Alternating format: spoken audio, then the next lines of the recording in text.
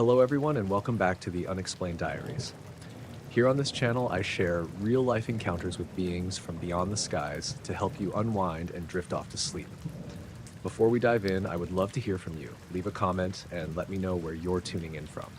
Now, find a comfortable spot, relax, and let's begin. I was out on the lake because that's where my head went when I needed to stop thinking. I'd been working 12-hour shifts at the plant for months, and the couch at home had started to feel like a trap. The boat was quiet, old wooden hull, a cheap Coleman lantern in the bow for when the fog rolled in, and the dock light at the cabin was turned off so the bugs wouldn't swarm. It was late, past midnight, and the moon was thin and low, silver like a coin. The air off the water was suddenly sharp and clean after the summer heat. The sort of cold that made me pull the collar of my jacket up. I'd been casting for an hour, pulling in nothing but smallmouth and my own restless thoughts. The lake that night was one of those mirror lakes that copy the sky perfectly. Stars dotted the black top like ash. Wind wasn't enough to make a ripple, and the only sound besides my line hitting the water was the occasional creak of the boat and the frogs thumping the far reeds. I remember the first odd thing was the fish. I'd been watching the line bob for longer than usual and noticed the strike indicator twitching. Soft, polite, like a cat pawing at a curtain. Then the water right around the boat started to ripple in concentric circles, small and even, like someone was skipping stones out past the lilies. Only there was no stone and nothing on the surface. The ripples moved toward me and then spread past the gunwale and died. No splash, no sound. It felt like the lake cleared its throat. I sat still. I told myself this was normal. Insects under the skin of the water, the wind in a funny pocket. I cast again. The bobber set down and the line hummed a different tone in the moonlight. The watch on my wrist suddenly jumped back 2 minutes. One of those little digital quirks you tell yourself is nothing and then look at twice. I checked my phone. It showed an alert saying no service, though I'd had a bar an hour earlier. I shut it and tucked it in my jacket like a talisman. Then, out toward the middle of the lake, something moved. At first, I thought it was a bird. There was a bright smear of something skimming across the surface, far enough away that I couldn't make out what it was. But birds make sound, or at least flap, and this thing made nothing. It skimmed like someone had dragged a marble across a sheet of glass. The surface stayed flat, no splash, no wake, just a narrow, silver track where the moonlight gleamed. It moved fast and sure, then slowed, then crossed an old marker buoy, and then it changed. That's the detail that stayed with me, the way its reflection folded. For a heartbeat, it was a perfect silver sphere skimming the water, small and bright, and then it flattened like a coin tossed flat across a table. It didn't ripple the water the way something touching would. It bent the light, and when the light bent, the stars behind it slid a half degree like someone had nudged the whole canvas. I'd fished most of my life. I knew the lake. I knew the way shadows sat on the water. I'd seen floating logs and litters and the occasional boat with a reflect strip. I'd never seen anything move like that, silent, precise, like a pebble rolling without touching. I thought about grabbing the cheap camcorder I carried for odd shots, but hands that had been steady for years suddenly shook enough that the tripod would have trembled. The sphere, if it was a sphere, circled once 50 yards from me and then moved again, as if it had been checking something. The pattern it traced was odd, like someone drawing circles with a ruler bent into a ring. I could see a hint of something metallic, like the moon was reflecting off polished chrome. The soundless motion made the lake feel enormous and very thin. Then it was gone. Not like it flew away, not with a whoosh. It just stopped being there. 1 second there was a silver line, the next the water read like a page with the line erased. The ripples faded. The frogs resumed as if they'd been on a break. I sat in my boat, holding the rod until my arms cramped, waiting for the water to betray the rest of the story. I got back to the cabin at dawn before the sun, because the boat ride kept the adrenaline from settling, and I needed to move under my own power. The boards creaked as I tied up. The dog, Abby, did her small, irritated bark as if I'd been late to feed her. I tried to tell Mary, the lake's owner, neighbor, and a friend who had a rough laugh and even rougher coffee, but words kept catching in my throat like someone had duct taped them. I said it anyway because you always say it aloud to see if it sounds ridiculous. A silver ball, she said when I got to her porch. She was practical in a way that made you feel ridiculous for worrying. At this hour, you sure you weren't dreaming? I was awake, I said. I had my rod out. I was watching. She chewed the inside of her cheek like she thought there might be an angle I was missing. Maybe a seal or something keeps coming in at night? She smiled in a way that let me know she didn't believe the idea. You old fools and your stories. I didn't go out that afternoon. I told myself I'd been spooked by too many late nights, that the brain was a trickster. But curiosity doesn't like to be snuffed by logic, so I went back out 2 nights later with the camcorder and a thermometer, and the thing I've always had, stubbornness. I sat in the same spot, the same light, and watched the middle of the lake like a blind man might watch for the sound of a door. There were other oddities. The pressure on my ears dropped twice, like we were in a plane for a second, and then back. My watch again slipped time like it had been nudged. My hand brushed the metal of the rod, and it felt slightly warm, not like it should in the cool night. Wood smoke from a distant house curled across the far shore and smelled of someone grilling too late. The water hummed in a way I couldn't place. At 11:48, the camcorder's LED flashed a battery icon.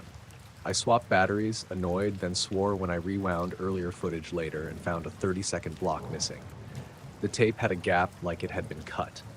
The camcorder didn't look tampered with. The casing was intact.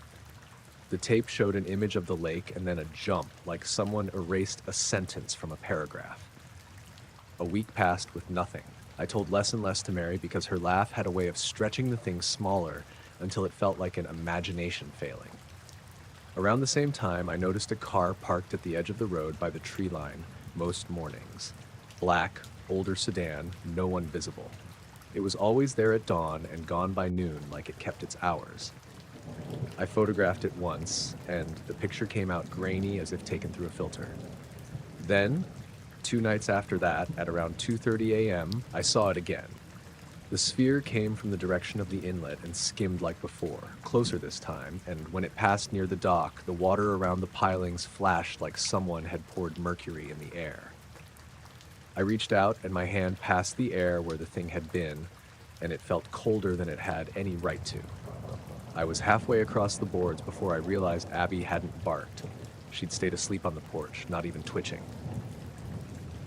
The next day, I overcooked the bacon in the morning and put myself in the truck with 2 beers and drove into town to talk sense. The hardware store had a regular who liked to sit and nod, and when I said strange things, he nodded and told me about wind tunnels and glints off oil slicks. The sheriff just smiled and said, "You see anything suspicious besides the old sedan?" And I told him about the light and my missing footage and tried not to sound like I was leaning on a tall tale. "You keep telling yourself you're safe," he said, "and maybe that's all you need for now." He scratched the back of his neck and handed me a cup of coffee. I left with nothing. The men came 3 days after that. I saw them before I heard the truck. They were sitting on my porch swing when I pulled in late that night after some extra hours at the plant. The porch light was off. The 2 men were in black suits, clean and unwrinkled, though they'd been sitting outside. They had a sort of stillness about them, like they were wood carved to sit in the right way.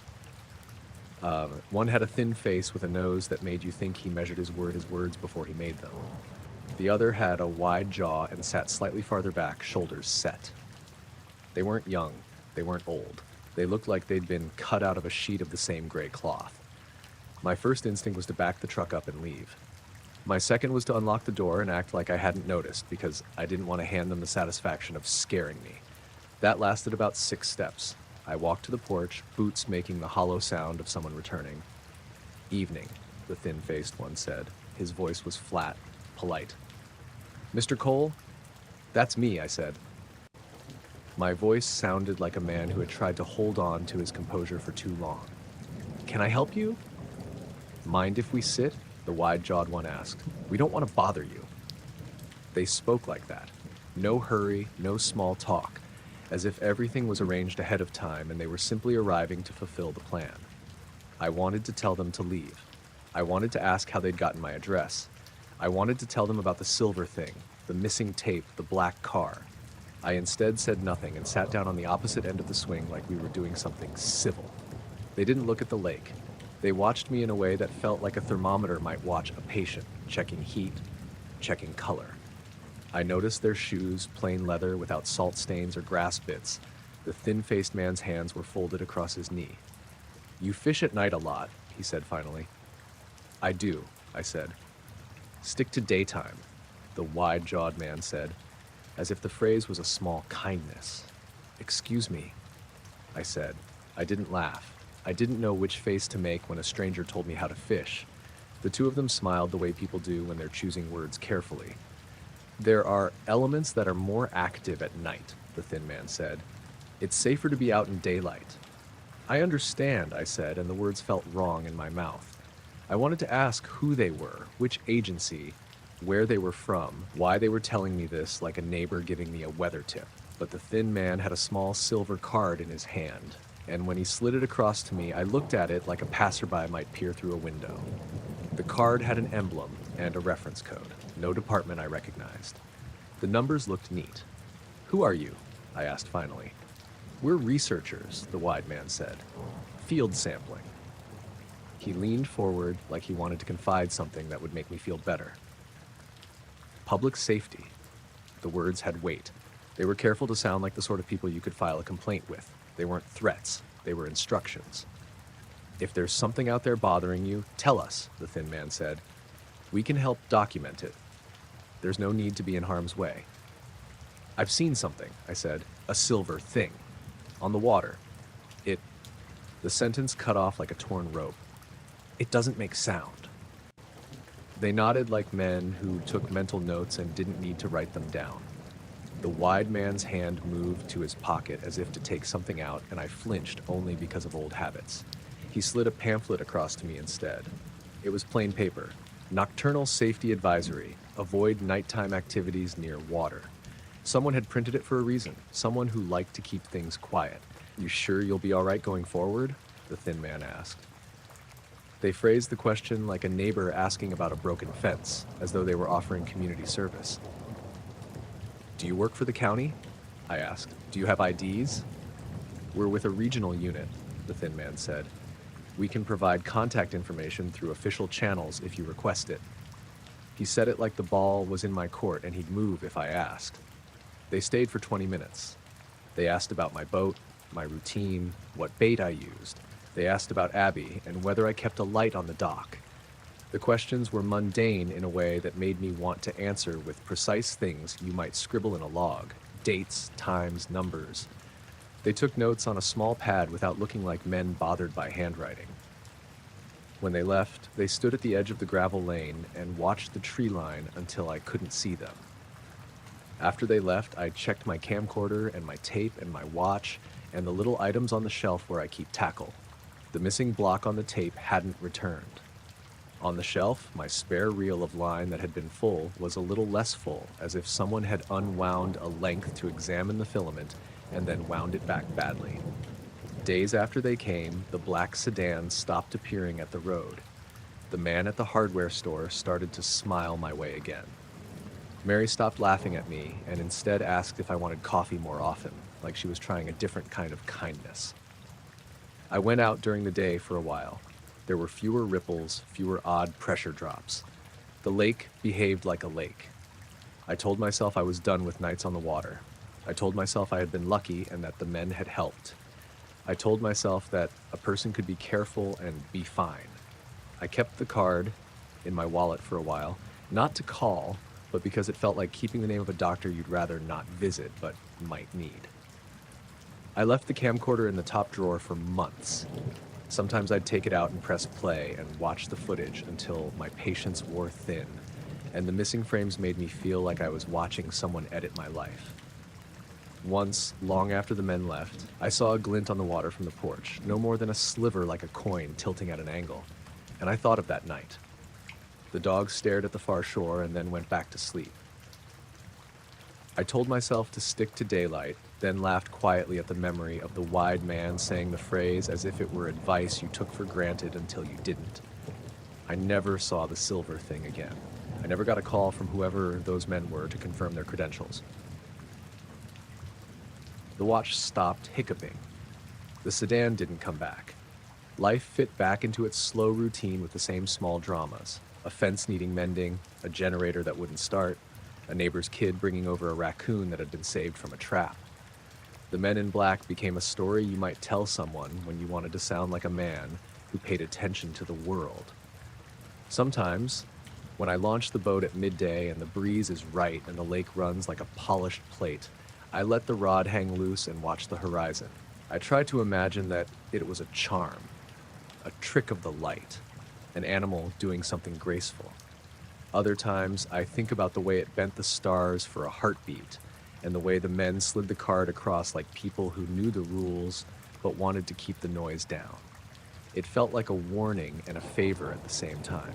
The two of them on my porch swing telling me to fish in the daylight like a neighbor telling me to wear a jacket. I do what they asked. I leave the night for the owls and for the coyote that sings, and I go out when the sun is up, when the lake is loud with dragonflies and the kind of life that doesn't move like a cut coin. Some nights I still wake at 2 and listen, half expecting the water to clear its throat. I stand at the window and watch the dark and the line of birches that stops the view. I tell myself I'm safe if I stay inside with the lights on. And I keep the card in my wallet because there are things a man keeps not because he trusts them, but because he needs to remember who told him to be careful.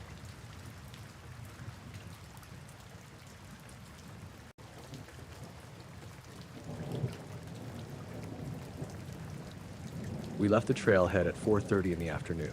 3 of us, me, Jenna, and Mark. Loaded light because it was supposed to be a quick overnight to the ridge above Coldwater Hollow. There was a forecast for calm weather, a clear night, and a thin fog collected in the valley that melts by mid-morning. I'd done the route before, years back when my knees were younger and I wasn't doing the late shift at the bakery. We wanted the view of the valley at dusk and the Milky Way after dark. Nothing fancy. I brought a small DSLR because I like to pretend I know what I'm doing. Jenna had a phone with a decent camera, and Mark carried the headlamp that never died, or so he bragged. Up on the switchbacks, the trail smelled like crushed pine and dust. We joked and traded push-ups to feel like teenagers, the kind of loud, small talk that keeps people moving. When the trees opened up near the second saddle, the valley dropped away, and the fog sat low in the hollow like a pressed blanket. The light was the color of coin, gold from the sun, silver from the incoming moon. We reached our campsite on a flat rock and set the small stove while the sky bled out. The first odd thing was the sound. It wasn't that the forest went quiet. There were always some birds late in the season, but the valley had a particular hush to it, like someone had muted the bottom layer. I noticed it as a shape more than a thought.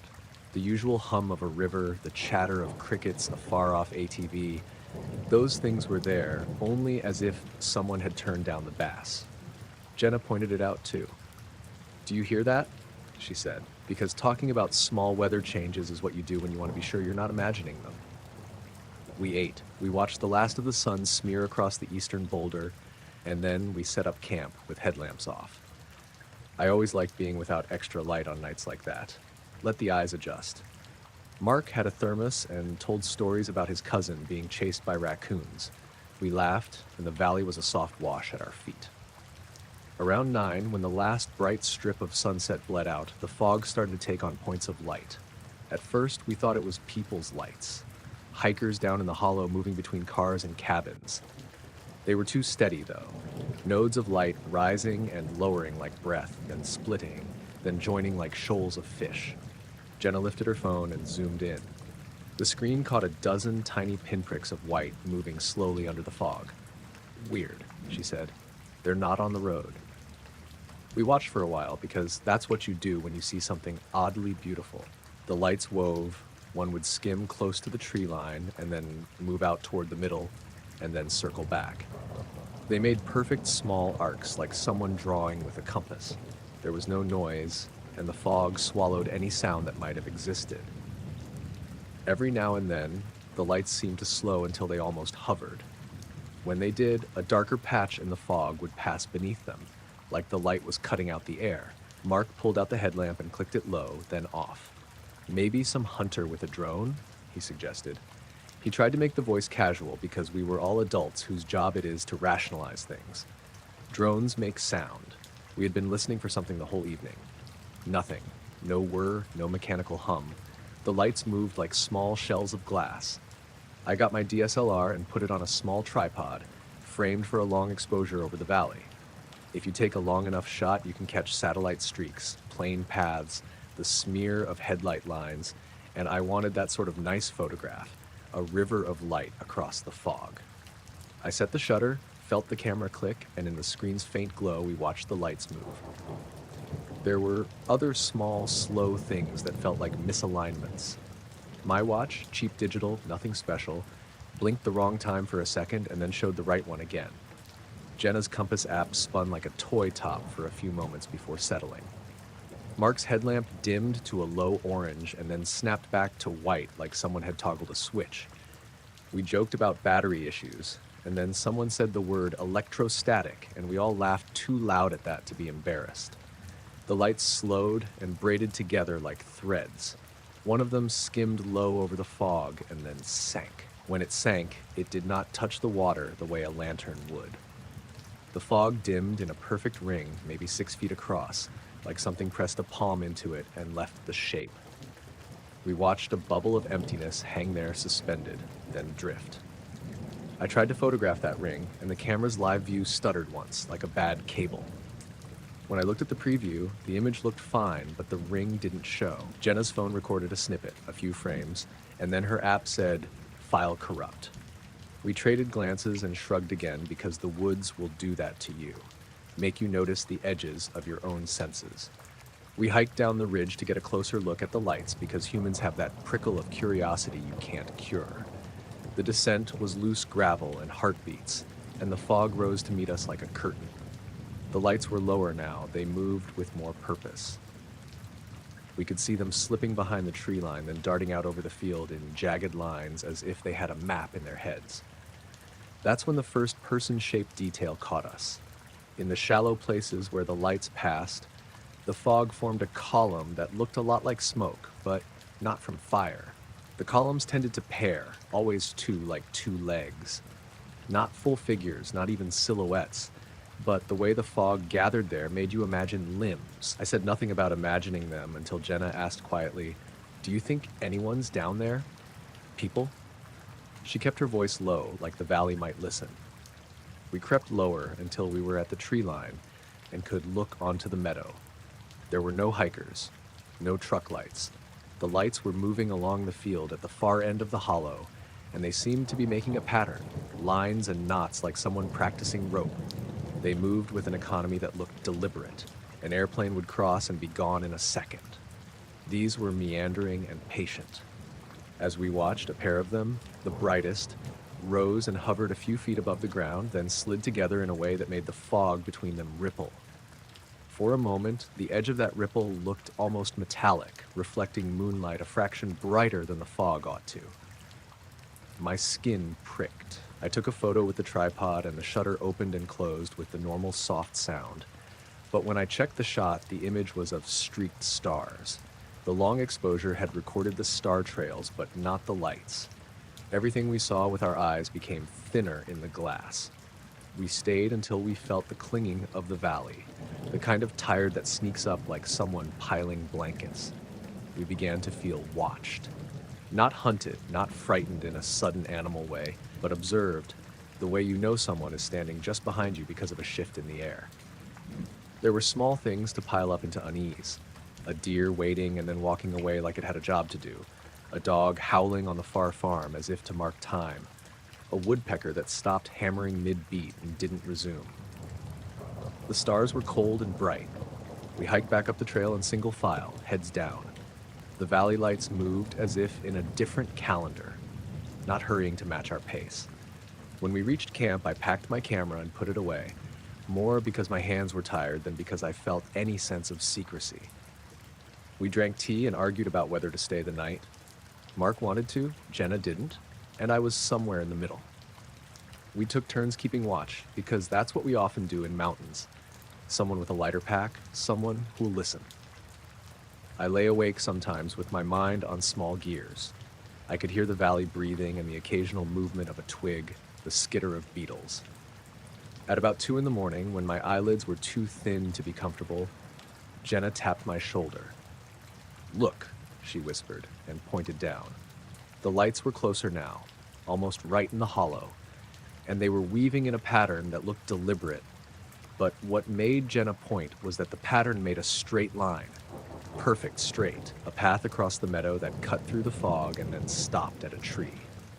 We watched as one of the lights paused at the base of the tree and hovered almost motionless. After a long beat, something else happened. A sound, or rather the absence of all small sounds, pressed through the air. We all felt it like a pressure change. The crickets went silent. The roof of the world seemed to take a breath. Jenna laughed softly, the kind of laugh you use to keep yourself sane. "Okay," she said. "That's not normal." We decided to pack up, not to run, not with that manic energy you see in films, but to move with the calm of people who want to be away from something delicate and strange. At the trailhead, there is a long gravel parking lot and a metal sign with regulations. I remember the gravel caught in my boots and the way the night smelled like cold iron. We were halfway down the main road when a car pulled up beside the lot and stopped. It was a black sedan, glossy, the kind that looked like it had been cleaned the same week it was made. 2 men in black stepped out without a sound. Not casual, not hurried, just steps, precise and measured. One was tall and thin with a sharp nose. The other was shorter, broader in the shoulders, and they both wore sunglasses even though the moon was still bright. They walked toward us with their hands in front like people who always keep them there. The thin one smiled in a way that didn't reach his eyes and said, "Evening. Any good photos?" The question landed like someone offering you a simple, neutral object. I stopped like a man with a question in his mouth. Jenna went pale. Mark said something like, "We saw lights," and the men's expressions didn't change. The tall one tilted his head. "We mean, did you happen to get any photographs? For records." The word records was casual, but it carried a posture. The shorter man had a small card he didn't show us until he'd spoken. It had an emblem and a few letters. Nothing I recognized. He slid it across my hand, not like offering, but like placing. "If you have images," he said, "we can archive them for further study." I remember thinking absurdly of the corrupt files, the missing frames, the ring that didn't show in my tripod shot. My mouth felt dry. I said, "We took some stuff, some didn't save, some..." I held up my phone like a thin shield. "Do you want to see?" They said yes, with a patience that suggested this was the usual way things proceeded. We sat on the metal bench by the lot, and I handed Jenna's phone over because hers had the better clip. The men examined it as if checking a form. They didn't peer so much as glance. A little tap, a silent nod. They asked the time we'd been up on the ridge. They asked how long we'd watched the lights. They asked if we'd seen anything else and wrote notes on a small pad. They asked, in the calmest voice, if any of us had ever been a member of a local hiking group or contributed photos to regional nature archives. "Calibration," the tall one said, like it explained everything, as if the way we lined up cameras mattered more than the lights themselves. I thought about the moment the compass app spun and how my cheap watch blinked wrong. The tall one's pencil moved across the page. They told us they were with a regional observation unit and that they were documenting anomalies and suggested that we stay on well-traveled trails and avoid the valley after dark for a while. Not a command, just advice served in a tone that folded into the idea of public safety. The shorter man added, as if it were offhand, "Stick to daytime hikes for a bit. It helps avoid trouble." It was a benign-sounding thing, but it was also a limit. Up to that point, everything had been observations and questions. Now someone was making a suggestion and making it sound like an obvious neighborly move. I had maps on my phone, I had routes I liked, and suddenly the idea of taking the ridge at twilight felt like a misdemeanor. They were polite. They were precise. They were not men you could file a complaint against easily because they didn't give you a badge with a number or a clear office location. They had that small card and a phone number that, when I glanced down after they left, was an office line that rang to a receptionist who confirmed a unit existed, but wouldn't confirm anything else. The men drove off without fanfare, black paint slipping into the night like oil. The rest of that week, everything felt off. My camera's long exposure images were either perfect star trails or missing a segment, like a blank patch had been cut from the film. Jenna's phone continued to glitch on video files. Mark swore there was a black sedan on the road 3 mornings running, hoodies tucked low inside, just parked, not far enough to be coincidence. We told friends at work or in other groups and got the usual mix, some sympathetic, some laughing, some thinking we'd had too much mountain air. Life went on. I went back to baking and learned to time the loaf so it rose when the shop opened. Jenna returned to her grad seminars. Mark talked about rivers and driftwood. We didn't plan any night hikes after that. I sometimes thought about texting the men and asking for their names or their agency, or at least if they had a card with a phone number that led to an identifiable office. But there was an odd politeness about their visit. You felt almost rude prying too hard into the civility they offered. Months later, I found a note in a thread in a local outdoor forum. Someone else had seen the lights. Their photos were different, long exposure streaks and intermittent blanks, and the comments were a mix of technical testaments and jokes. The thread had a few users who said the Regional Observation Unit had asked them for files too. A couple of them said their images looked fine until the request, and then small gaps appeared when they checked them later. People offered explanations: satellite interference, cosmic rays, cheap electronics. The explanations felt like patchwork. I still go up to the ridge sometimes in the day. The valley is gorgeous in sunrise, fog burning off like nothing happened. The meadow has wildflowers and the deer graze and the woodpecker hammers again. I keep my camera in the pack, but I leave the long exposures for someone else's hands. At night, I sleep with the windows cracked, which is how I always did. I check my phone for calls before bed like a man who wants to be safe, and sometimes I catch myself looking down the trail toward the hollow as if expecting 2 men in black to settle on a porch swing somewhere and remind us of the limits they politely tried to set. I don't have an answer.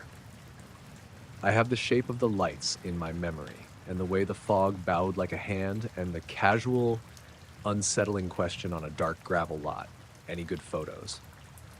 They left with that question in the air, as if a small, neutral exchange could keep the world ordered. We kept walking that night, the 3 of us, the moon above, the valley below, the lights cutting their arcs, and later men at the trailhead with their tidy suits and white cards asking us for images like librarians. We went home. The hollow stayed where it was. The lights, for now, kept their own time.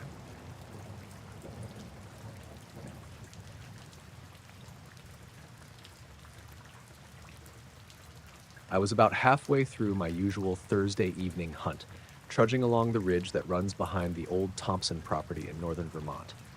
The air was damp and cold, a wet fog rolling off the nearby river and clinging to the pines like static.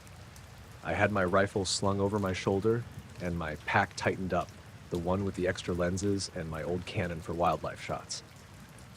I usually don't carry it during the hunt itself, but this time I decided to, just in case I stumbled on something worth photographing.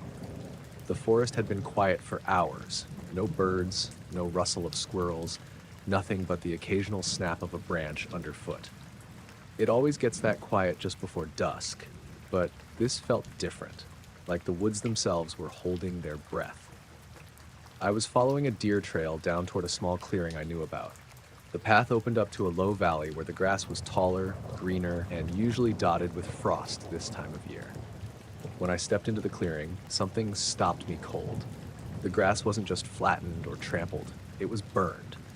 Not in a messy way, but precise, almost like someone had ironed it into concentric rings. I didn't move at first, just staring. The pattern was perfectly circular, 3 rings, each about 6 feet wide, leading to a patch in the middle that looked like it had been scorched down to the dirt. It gave off that faint metallic smell you get near something that's been singed hot. I pulled my camera out slowly, expecting to at least document the scene. The mist hung low, softening the edges of the trees, and the whole clearing looked surreal. I stepped closer to get a better angle, crouching at the outer ring, trying to frame it properly, when I noticed movement at the edge of the tree line opposite me. Two men stepped out. They weren't wearing anything unusual, plain black suits, black ties, black shoes, but they moved like they were gliding, smooth and deliberate. Their hair was neat, their faces clean-shaven, and their expressions were locked in some kind of blank neutrality. "Evening," one of them said, voice flat. "You shouldn't be here. This is private property." I froze, the camera halfway to my eye. I'm just hunting. I didn't know anyone owned." "Private," the other one interrupted, stepping closer. They didn't smile, didn't laugh, didn't breathe the same way people do when they're trying to be polite. It was like talking to mannequins. I nodded quickly, lowering my camera. "Okay, yeah, sorry, I'll leave." "Your camera," the first one said, pointing at it. I didn't answer. "You shouldn't have photographed this. Some things are controlled." That was when the first real chill ran down my spine. I realized I hadn't noticed them approach until they were right on the edge of the clearing. The fog seemed to be thicker around them, dampening the sound of their steps. My gut was screaming at me to run, but my legs felt rooted. The taller one tilted his head slightly. "Do you have export controls?" I blinked, trying to parse the words. "Excuse me?" "Export controls. On your device." I laughed nervously, though it felt hollow. "It's just a Canon. I'm not exporting anything. They stepped closer, moving in perfect unison. The mist swirled around their feet like smoke. The hair on my arms stood up. I finally swallowed my panic and started backing toward the tree line behind me. Okay, I'll leave. Really. They didn't follow. They just watched. And then, almost like that, they turned and vanished back into the fog, slipping between the trees like shadows melting into the mist. No sound. No movement beyond the faint swish of the fog. I waited another few seconds, holding my breath, and then ran. I didn't stop until I reached my truck, parked down near the river access. My hands were shaking so bad I almost dropped the keys. I looked back at the ridge I'd just come from, but it was empty, just the fog curling between the pines. The clearing was gone, hidden again by the forest, as if it had never been there. That week was the strangest. I didn't sleep well. Every time I looked at my camera, I felt that same prickle of dread.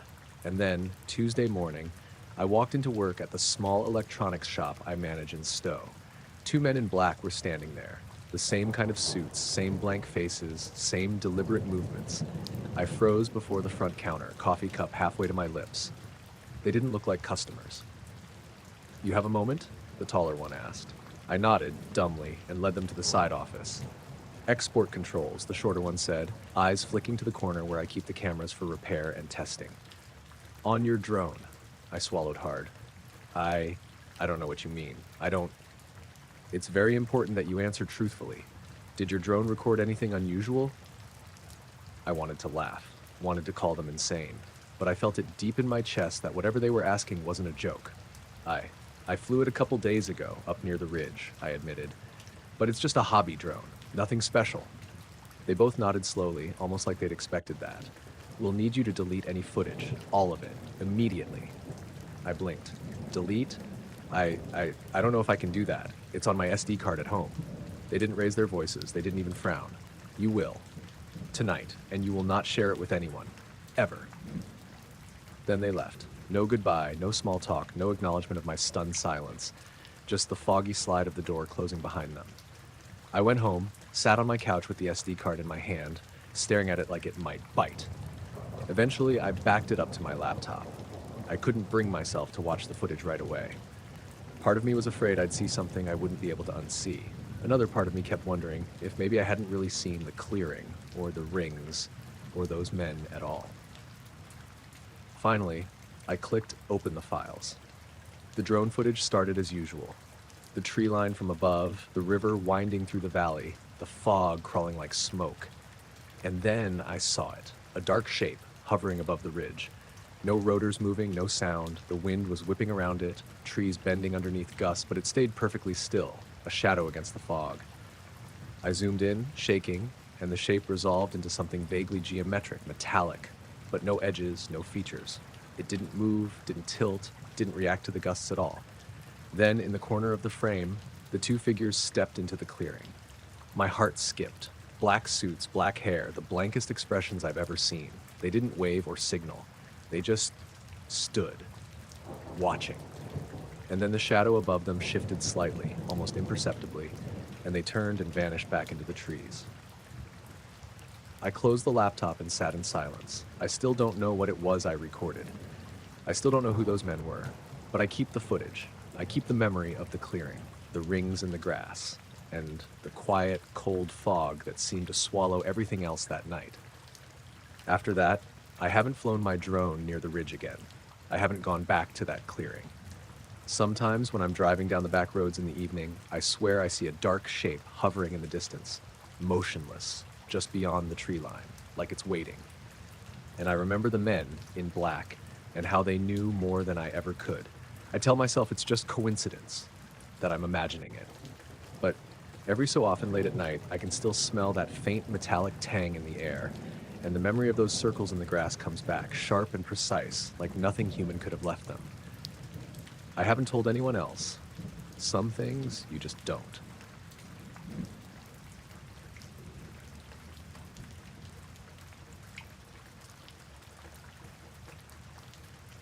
I had the drone set up on the edge of the clearing behind my apartment complex in Ashland, Oregon, late that Thursday afternoon. It was one of those gray, windy days where the trees groan and the sky looks like steel wool. I'd been trying to get some footage of the river bend for my little side project. Nothing fancy, just slow pans over the water and the treetops.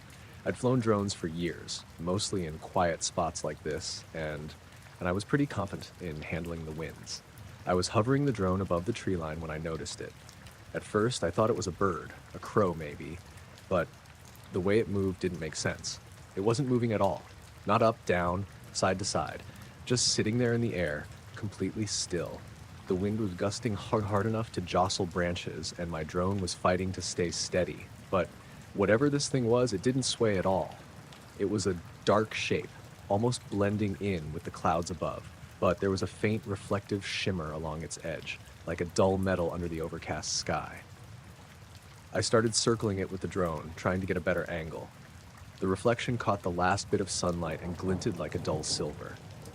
Then it tilted, or maybe I did, and suddenly it was gone. Just like that. No sound, no movement, nothing in the trees where I expected it to fall if it had landed. I double-checked the drone feed, tried to zoom, and then my controller beeped. Low battery. I forced it back toward me, landed it, and walked closer to the edge of the clearing. Nothing. No footprints, no disturbance in the branches, nothing at all. I felt my stomach tighten, but shrugged it off. Weird, but maybe just a trick of the light. Later that week, on Monday, I was at work at the small electronics shop where I fix and sell drones and cameras. Around mid-afternoon, two men came in together. Dark suits, black shoes, the kind of pressed-looking clothes that scream, "We're important, but also, don't ask questions." They didn't look around much, just walked straight to the counter where I was testing a drone battery. "Export controls?" one of them said, without any preamble. I blinked. "Excuse me?" "Export controls. Does this drone have export controls?" He gestured vaguely at the desk, like he meant all the drones on display. The other man was watching me, expressionless, arms crossed. Both of them had this intensity, like they were scanning the room, but also like they were waiting for me to say something wrong. I'm not sure what you mean," I said. My voice came out tighter than I expected. "It's just a consumer drone. Nothing special." He nodded slowly, like that explained nothing. "We're required to ask? Commercial grade?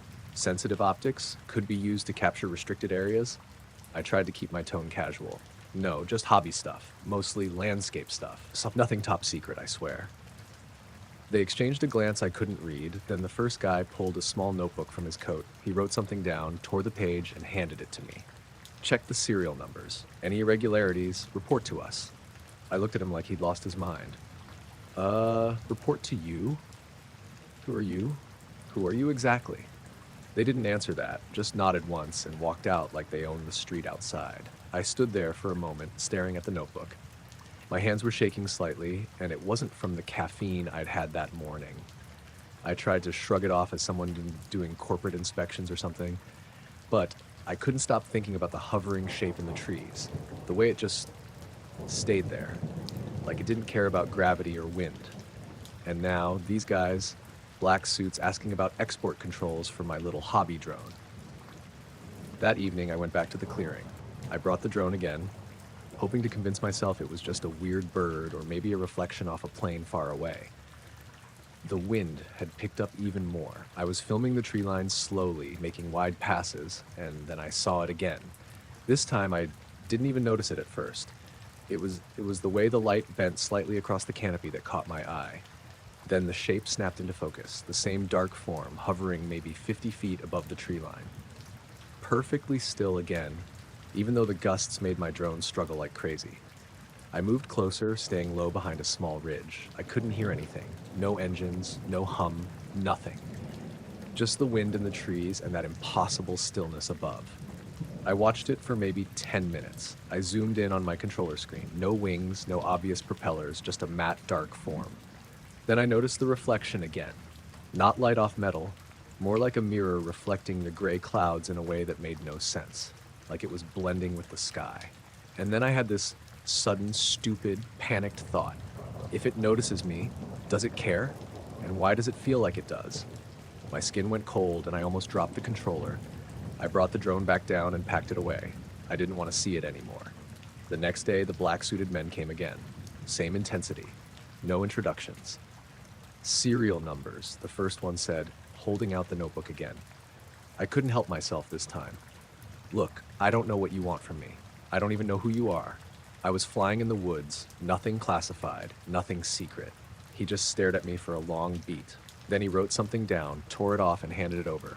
Make sure you keep your footage. I blinked. Keep my footage? Yes. Safe. Copy. Always. And then they left. No threats, no explanations, just left. I went home and watched the footage again on my laptop. Most of it looked normal. Just trees swaying in the wind, clouds rolling by. But there were a few frames, tiny, almost imperceptible, where the shape appears. A dark blot above the trees, reflecting light in impossible ways, moving fractionally, almost like it was aware of the camera. And every time I paused, it seemed to shift slightly, like it wasn't tied to the frame at all. I've been back to that clearing a few times since. The wind, the trees, the river, all normal. Nothing else. I haven't seen the shape again. But I keep thinking about those men in black, about how they knew about my drone, how they cared about my footage. I'm careful now when I fly. I double check my batteries, my SD cards, everything. And sometimes late at night, I still go through that footage frame by frame. And in the reflection of the trees, the gray sky, I swear I sometimes see a dark shape that isn't really there. I don't know what it was. I don't know who they were. I only know that whatever I filmed, whoever noticed it, it mattered enough for them to come in person twice to make sure I kept it, and I have no idea why.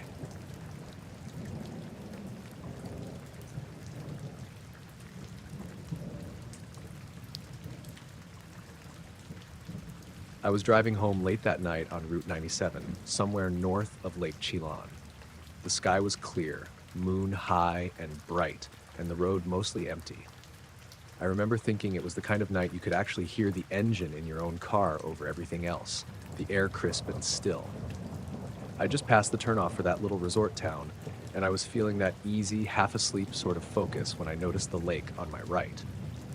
Normally, I didn't even think about it, just another big body of water, but that night something made me glance over. It was glowing. I swear it just rose. Not like a splash, not like a boat or anything I'd recognize. A single circular light hovered at the surface, then shot straight up into the air. Faster than anything I'd ever seen, faster than a plane, faster than a helicopter. I slammed the brakes, fishtailed a little, and sat there gripping the wheel, staring. My heart was thudding so hard I could hear it over the engine and wind. The light went up maybe 100, 200 feet. No sound, no ripples after it left the water, just this smooth, vertical streak into the sky. Then, it blinked out. Gone. I sat there for probably 10 seconds before realizing I should keep moving. My hands were shaking as I steered back onto the road. I couldn't stop thinking about it. I mean, I'd heard the stories, like everyone's heard the stories. Lights over the lake, strange disappearances, things people say in passing. But I'd never seen anything that made me question my own eyes like that. By the time I got to the gas station, I was still keyed up, trying to tell myself it was probably some reflection, a buoy with a strong spotlight. something normal. I pulled in, parked, and went inside. Pump 4 was already taken, but there were two men by the next pump. Black suits, black ties, the kind of cheap, stiff fabric that doesn't bend right. Their hats were off, but they looked straight out of place, like extras from an old spy movie. One of them had his hands in his pockets, the other just stared at me as I walked past. I didn't think much of it at first. I mean, a lot of weird people show up at gas stations late. But the minute I walked past, the one staring guy spoke. "Did you see it?" His voice was flat, almost mechanical. Not angry, not scared, just flat. What?"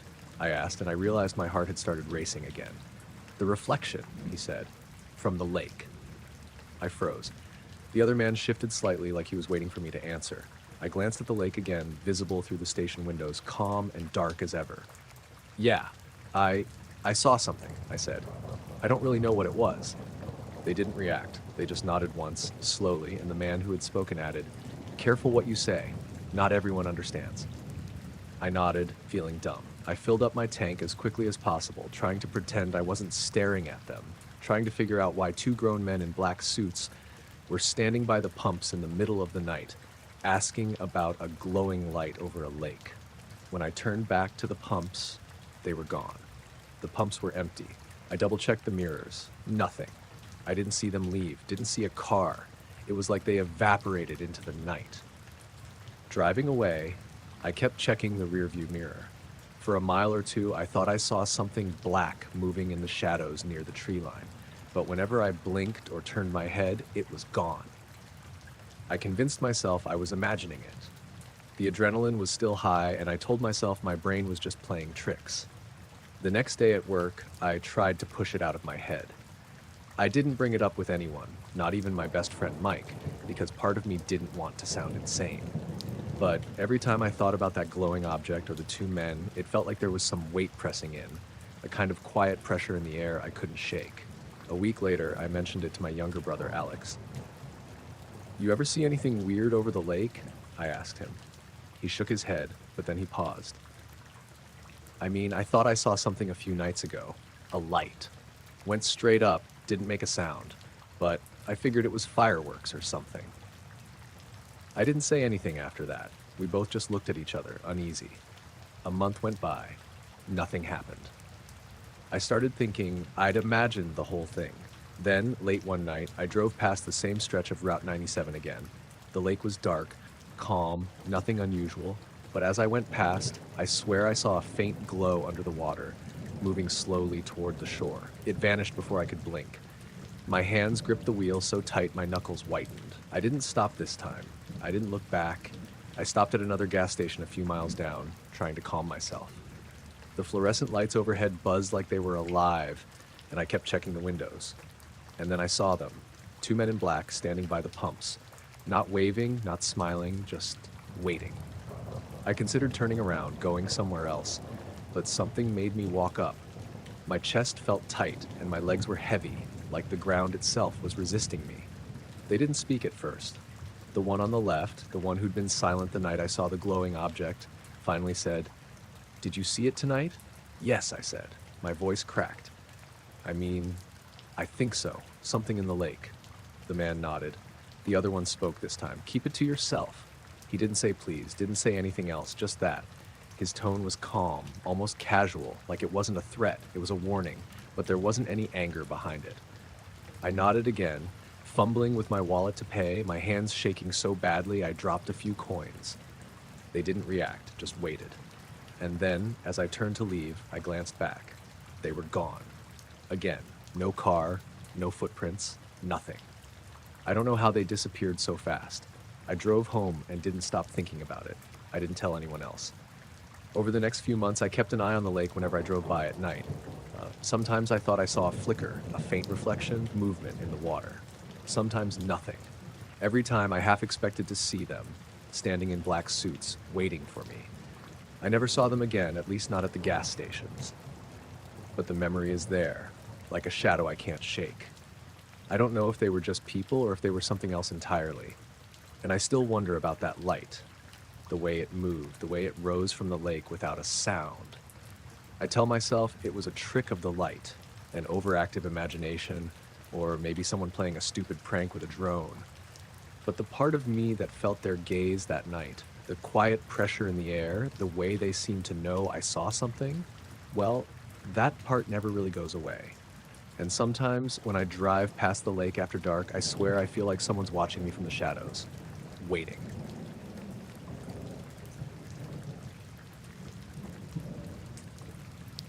I was walking home with my friends, Marcus and Lila, down the dirt road that runs along the east side of Eagle Ridge, just on the outskirts of town. It was mid-June, the kind of evening where the air hangs heavy after the heat of the day, and the mountains in the distance look dark blue, almost like shadows stretching across the horizon. We were joking around about nothing in particular when Lila pointed up. "There," she said, voice low. I followed her finger. At first, I thought it was a plane, maybe a small prop plane on a training run. But then it moved. Fast. Too fast, and not like a plane. It zipped up and down between the ridges, darting behind peaks, then suddenly up into the sky in a straight line, disappearing in a blink. "Holy, did you see that?" Marcus whispered. We stood there, silent, watching. The sky was still bright enough that we could make out the outline of the peaks, the trees, the way the road curled around the base of the mountains. But the object didn't come back. Nothing made a sound, not a motor, not a jet engine, just gone. We walked the rest of the way home in this weird quiet, everyone trying to act normal but clearly still shaken. I kept thinking I'd misjudged it somehow, that it was just some plane or a drone, but deep down I knew it wasn't. The next day at school, things got stranger. I noticed right away when I got to the guidance counselor's office. There were two men in black suits sitting there, both older, bald, or with hair so slicked back it looked like it might be fake. They didn't look like any staff I'd ever seen before. The counselor, Mrs. Halbrook, was nowhere to be seen. They called students in one by one. I sat outside the office with the other kids, trying not to stare. Every so often, one of the kids would come out, eyes wide, face pale, muttering something that didn't make any sense, like, "Yeah, just answer questions. Okay." They didn't look upset, but there was this tense, frozen energy around them. When it was my turn, one of the men gestured for me to sit. "Have you noticed anything unusual recently?" he asked, voice calm, precise, like he was reading from a script. What do you mean?" I asked. "Any disturbances?" "In the sky, sounds, lights, movements that don't match conventional aircraft," he said. I swallowed. My mind raced. Did he mean last night or the night before? I tried to sound casual. Yeah, maybe. I saw something over the mountains yesterday," I admitted. The other man scribbled something into a notepad, just a few words, then looked up at me. "Describe it," he said. I told him what I'd seen. Fast, darting, no sound, disappearing into the sky. I kept my voice steady, though my hands were a little sweaty. "And anyone else with you?" the first man asked. Yeah, 2 friends," I said. They wrote a few more things down. Then the first man leaned back in his chair. "Nothing else?" "No," I said. "That's it." I left the office feeling weirdly off. It wasn't fear exactly, more like this heavy prickling awareness that something was watching, just beneath the surface of normal life. The next few days were strange. People acted normal around me, but I kept catching glimpses, sometimes in the hallways, sometimes outside school, of dark-suited men standing at the edges of parking lots, near the bus stop, or just lingering by the trees behind the football field. Every time I looked, they'd vanish. Then there was the humming. It started late at night. I was in my bedroom, reading, when I noticed this low, pulsating sound. Not loud, but constant. I thought maybe it was the heater, or some transformer, but it had this vibration that seemed to shake the windows lightly. Lila said she heard the same thing when she called me the next morning. Marcus hadn't noticed it. I tried recording it on my phone. The audio sounded weird, almost like a constant low thrum, then a sort of flicker, like the sound skipped for a fraction of a second every few seconds. Playing it back made my chest feel tight. A few nights later, there was a knock at the door. I wasn't expecting anyone. My parents were asleep, and I hadn't told anyone about the humming. I opened it. 2 men, black suits, standing there, bald, black sunglasses, though it was dark. "Evening," one said, voice calm, neutral. I froze. "Have you had any audio disturbances lately?" the other asked. I blinked. "Yeah, I guess. How do you know?" They didn't answer, just stepped a little closer. Not threatening, but there was this pressure, like the room itself was too small for them. "I need you to tell us everything about it," the first man said. "Times, duration, other witnesses." I stumbled through it, telling them about the nights I'd recorded the hum, about Lila hearing it too, about the fast light in the mountains. They listened silently, occasionally jotting notes. After I finished, they gave me a look that was neither satisfied nor disappointed, just neutral. "Keep this to yourself," the first man said, "and don't discuss it with anyone else." Then they left, just like that. The door clicked shut behind them. I stood there for a long time, staring at the blank hallway. The humming didn't stop, though it got weaker after that night. A week later, it vanished completely. I checked the recording again. Playing it back, I realized something. For the last few seconds of every clip, the sound was gone. Then the audio warped slightly, like something invisible had brushed past the microphone. I saw the men one more time, a couple of weeks later at the grocery store. They were in black, sunglasses on, standing by the vegetable section like they belonged there, watching. When I looked away and back, they were gone. School went back to normal, friends went back to joking about nothing, but I noticed the mountains more often. Sometimes at dusk, I'd catch a flicker of something darting between the ridges, too fast for a plane, too precise to be birds. I didn't say anything to anyone, I just watched. Sometimes when I'm lying in bed at night, I think about those knocks, the questions, the notes they took. I wonder if they ever came for Lila or Marcus, or if they only needed me. I've never heard from them again. But every now and then, when the air is still and the mountains are dark against the sky, I swear I hear it. The low hum, faint, pulsating like the world is holding its breath. And I know I'll hear it again, even if no one else ever does.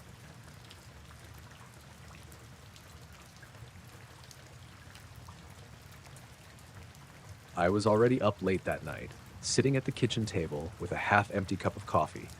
It had been a long week at the plant, and I couldn't shake the restless feeling.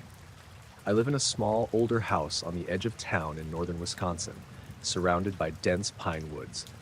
The windows were cracked open to let some air in. It was late July, but still sticky and warm. That's when it started. It was faint at first, like the distant vibration of an idling engine, but there was something off about it. A steady, low hum that seemed to swell and shrink, almost like it was breathing. My windows rattled lightly with each pulse. I walked over and pressed my hand against the glass. The vibrations went right through me. I stepped outside onto the back porch, scanning the tree line. Nothing moved. No deer, no cars, not even a raccoon. The hum didn't have a direction. It felt like it was in the air itself. I grabbed my phone and started recording, figuring maybe Kevin, my buddy who tinkers with audio stuff, could make sense of it. I set it on the railing and let it capture about 3 minutes before it suddenly cut off. Just like that. Gone. Silence. I listened to the recording immediately. The sound was there, faint but distinct, the same pulsing vibration that had shaken the windows. I replayed it half a dozen times, trying to figure out what it could be. My first thought was some kind of underground construction or transformer problem, but I couldn't place it, and nothing nearby made that kind of sound. The next morning, I asked my neighbor, an older guy named Harold, if he'd heard anything. He said he'd been asleep. Nothing woke him. Even at work at the factory, nobody else mentioned anything unusual overnight. That evening, around 9, I was cleaning up some dishes when there was a knock at the door. I wasn't expecting anyone, and it was late enough that I hesitated before opening it. When I finally did, 2 men were standing there. They were tall, both wearing black suits, black ties, white shirts. Their shoes were polished, their hair neat like they'd stepped out of a suit ad. No badges, no name tags. They just stood there, looking straight at me. The first man spoke. "Evening. We're checking with residents in the area. Have you had any audio disturbances lately?" The phrasing made me pause. Not, "Did you hear something odd?" but audio disturbances. I asked who they were with. The first man smiled, but it didn't reach his eyes. "Federal Survey Group," he said. "We're documenting unusual occurrences." I hesitated, unsure how much to say. I finally mentioned the hum from the night before, careful not to say I'd recorded it. Both men nodded, subtly, like that was exactly the answer they wanted. The second man hadn't spoken yet. He held a small notebook in front of him, but didn't write anything down, just watched me. "Did you record it?" the first one asked. I froze. "How did they know?" I shook my head. "No, just noticed it." They exchanged a look I couldn't read. "If it happens again," the first man said, "please do not attempt to capture it. Just make a note of the time." Then they turned and walked away, side by side, moving deliberately down the street. No car waiting. They just disappeared into the shadows of the pines. I shut the door and locked it immediately, heart hammering. The whole encounter lasted maybe 3 minutes. It left me unsettled. How could they have known about the recording? I hadn't told anyone. That night, I couldn't sleep. Every creak in the house, every distant car sound made me tense. I kept checking the windows, expecting to see someone standing out there. Nothing. The next day, I tried to play the recording again. The file was gone. It was still listed on my phone, timestamped 2:03 a.m., but when I tapped it, the player said, "File cannot be opened." I tried connecting the phone to my laptop. Same thing. The file was there, but empty. I haven't heard the hum again, but I keep thinking about those men. Sometimes, late at night, I think I see two figures walking past the edge of the woods, just moving slowly, silently. I never step outside to check. It's been a week since they came by. I keep replaying everything in my head. The hum, the way it seemed to exist everywhere at once. The recording that disappeared. The men who knew about it before I even mentioned it. I've gone back to work, tried to get back to normal, but there's this feeling that someone or something is watching. I close the windows at night now, even if it's hot. And sometimes when it's quiet, I swear I can feel the pulse of that hum again. Faint but real, vibrating just under the skin of the house. It's not something I talk about with anyone. People think you're nuts when you bring up experiences like this. But I can't shake it. Every night, I check the clock, then the windows, half expecting them to come back, or for the sound to start again, or for the file on my phone to reappear. I keep the phone on the counter at night now, just in case. And sometimes, when the wind moves the pine needles in a certain way, I swear the air itself is humming, and I wonder if they're out there somewhere, waiting for it to start again. It's not frightening in a way that makes you scream, but it's there, under the skin of everything, and it's not normal. I don't know why it happened or who those men really were. All I know is that after that night, nothing has felt the same. I've tried to rationalize it, tried to tell myself it's just some weird electrical thing, some mental trick, maybe a passing truck with a subwoofer too close. But I can feel it, that vibration in the air, and I know what I heard. And I know who showed up the next evening, standing perfectly still, asking questions they shouldn't have been able to ask. I still live here, but I keep the blinds closed and the doors locked. Every time a car goes by, I glance out the window, half expecting to see someone in a black suit walking alongside it. And even though I haven't heard the hum again, sometimes when I'm alone and the house creaks in a certain way, I feel that vibration just under my feet, just beneath the floorboards, and I remember the pulse, the sound that shouldn't have existed. I don't know what happened. I don't know what it means. All I know is that something did, and it left its mark.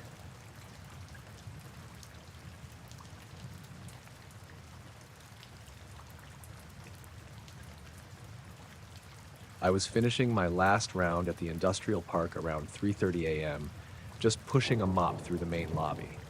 The fluorescent lights buzzed in that low, uneven rhythm you get when they're too old, and the hum from the HV made it feel like the building itself was breathing. It was cold for early September, the kind of night that still carries a late summer warmth, but sneaks in a sharp bite whenever a door opens. I had my headphones in, playing an old country station on my phone, just enough to keep my mind off the emptiness of the place. It's always quiet that late, too quiet. And that night, it was quieter than normal. I noticed it when I stepped out of the east side service door to grab the trash from the loading dock. The lot was empty, like always, but something about it felt wrong. That's when I saw it. At first, I thought someone had slipped out of a car or was hiding behind a truck. A figure glowed faintly, pale and white, and it moved across the lot like it wasn't touching the ground. Not walking, exactly, sliding almost. I froze.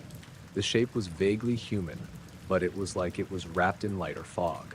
I squinted, thinking the reflection from the overhead security lights had gone weird, but every light in the lot was steady and the glow didn't match any of them. It passed behind a line of trailers and just disappeared. No sound at all. No crunch of gravel, no car engine, nothing. I stood there for a while, just staring, waiting for it to reappear, but it didn't.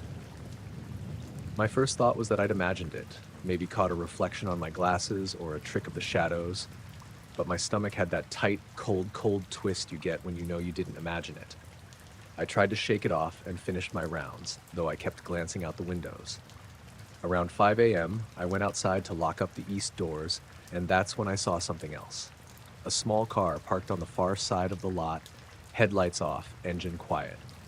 I hadn't noticed it when I'd come in at 11 p.m. and there was no one in sight. I figured maybe a coworker had left it overnight. Didn't make sense, but I didn't think much of it at first. The lot's big enough that people sometimes sneak in to sleep or just park for a while. I finished locking up and walked back to my own car, trying to ignore the creeping feeling in my chest.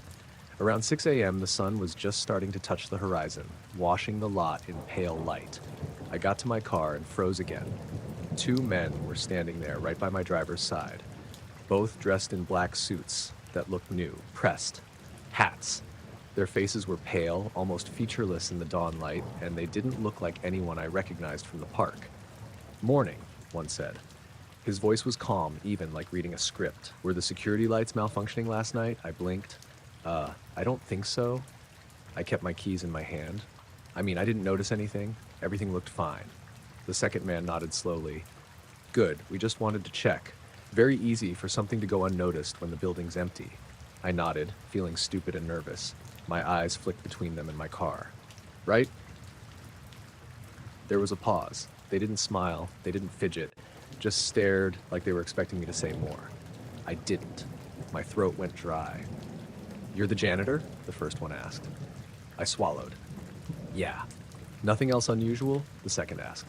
I hesitated. I wanted to tell them about the glowing figure. Part of me thought I should just run, but something about the way they stood there, too calm, too sure, made me feel like even saying it aloud could get me in trouble. So I just shook my head. They nodded again. "Good.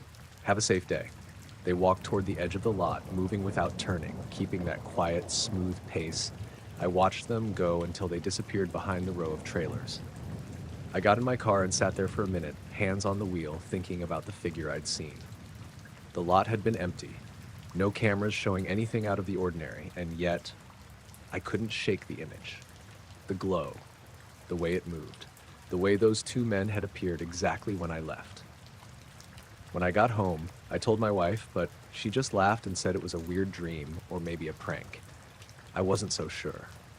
I've worked that night shift for 2 years, and nothing like that had ever happened. Usually, the most interesting thing was a raccoon knocking over a trash bin or some trucker stopping for coffee before dawn. That afternoon, I drove past the park. Everything looked normal. The lights worked. The lot was empty. But I kept thinking about those 2 men. I tried to convince myself they were just contractors, some kind of security inspectors, but their timing, the questions, they weren't normal. Not that calm, not that precise. A week later, I asked a coworker if anyone had been in the lot early that morning. He shook his head.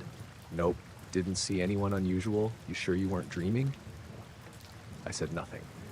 Sometimes I catch myself looking for them, driving past the park at night, checking the lot. I've seen strange reflections in the windows, shadows that move too smoothly. Once I thought I saw the glowing figure on the edge of the tree line behind the trailers, but it vanished before I could get close.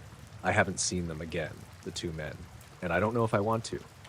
But every time I pass that lot or hear the hum of those old fluorescent lights, that tight, cold feeling comes back.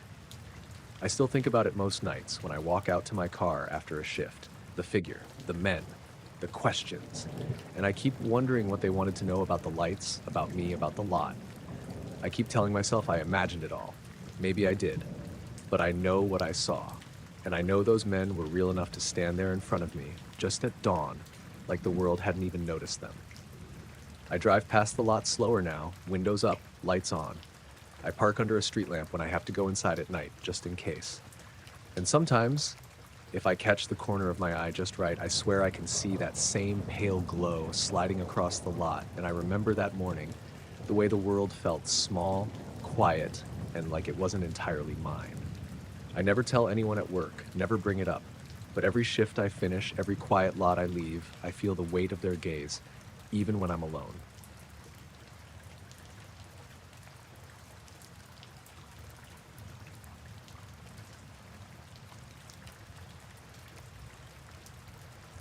I was driving through the desert on a Friday night, trying to get home from Phoenix to Tucson.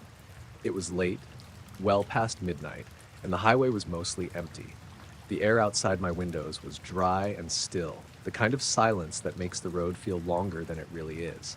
I had my playlist going, nothing too loud, just enough to keep me awake. But after a while, even the music started to fade into the hum of the tires on the asphalt. That's when I noticed it. A single star, or at least that's what I thought it was at first. Bright, steady, too bright for a regular star, and it wasn't high up in the sky. It seemed lower, like it was tracking me. I glanced at it through the windshield, shrugged, and told myself it was just a plane or a reflection, or maybe my eyes playing tricks after staring at the dark road for hours. But it didn't go away. It stayed behind me as I drove, and no matter how many turns or stretches of straight road I went through, it kept pace, just beyond the curve of the highway. I tried checking my mirrors, thinking maybe it was a car with a really bright headlight, but there was nothing there. No headlights, no taillights, no other cars at all. Just that pinpoint of white light moving along with me. By the time I hit mile marker 112, I was getting unnerved. My fingers were tight around the steering wheel, and I felt a cold sweat on my neck. I could feel my heart thumping in a way that made me self-conscious, like it was loud enough to echo in the cab of the car. I debated pulling over, but I told myself it was irrational. It's just a light, right? Just a light. Still, when I saw a rest stop coming up, I didn't hesitate. I slowed down, turned into the lot, and parked near the edge where the overhead lights barely reached. The car was quiet except for the engine ticking as it cooled down. I turned off the radio, sat back, and stared out at the desert. That's when I saw them. Two men sitting on the bench near the payphone. They were both wearing black suits, black ties, and black fedoras. Nothing unusual about someone wearing a suit at this hour, I thought, but there was something off. They weren't talking to each other. They weren't talking to anyone. They just sat there, straight-backed, silent, staring ahead as if they'd been waiting for me. I caught myself staring at them too long. One of them finally tilted his head slightly, not in acknowledgement, but in the way a cat might glance at you if you were moving too clumsily near its tail. I shook my head, trying to laugh it off. Maybe it was the exhaustion, maybe it was the desert messing with my brain. I stepped out to stretch, and the night was colder than I'd expected. The stars were out, of course were out, but that one light, the one I thought was a star, was still there. Now it was hovering directly above the lot, not moving, like it was waiting. I felt the urge to run back to my car, but my feet kept moving slowly, almost hypnotized. One of the men got up. He didn't walk toward me, didn't approach. He just shifted his weight, and for a moment I could see him in the corner of my eye, moving in a way that wasn't quite natural. Not fast, but smooth, deliberate, as if he knew exactly how I was watching him. "Evening?" I said, because I felt like I should say something. Nothing. Not a twitch, not a nod. I told myself I was imagining it, and I walked back to my car. I kept glancing over my shoulder. Both of them were still on the bench, still watching, still perfectly still. And that light, that thing that had been trailing me, had moved slightly. Closer? I couldn't tell. My pulse quickened again. I got in the car, locked the doors, and just sat there, staring at the lot. The two men didn't move. The light didn't move either, but it was too bright now, almost white, like a spotlight. I couldn't see any wires, any reflection, any aircraft, just the pure, steady glow. I started the engine and pretended to scroll through my phone. I needed a reason to leave. Maybe if I pulled out slowly, I could make it seem normal, like I just stopped for gas or a bathroom break. When I finally did pull out, I noticed something that made me stop breathing for a second. The two men were no longer on the bench, not behind a bush, not by a car, not walking in any direction. They were gone. I blinked and shook my head. Maybe they left when I started the car, I thought. Maybe it's nothing. I got back on the highway, careful to stay in the center lane, scanning the mirrors. The light was gone too, just empty desert again. My heart slowed gradually, but the tension didn't fully leave my shoulders. I drove the rest of the way in silence, thinking about what I'd seen. That star, that light, whatever it was, had followed me for miles. And the two men, sitting there like they'd known exactly where I would stop, like they'd been waiting for me. I tried to rationalize it. Maybe some kind of weird late-night art project, some pranksters in suits, a plane landing far away, a mirage. None of it fit.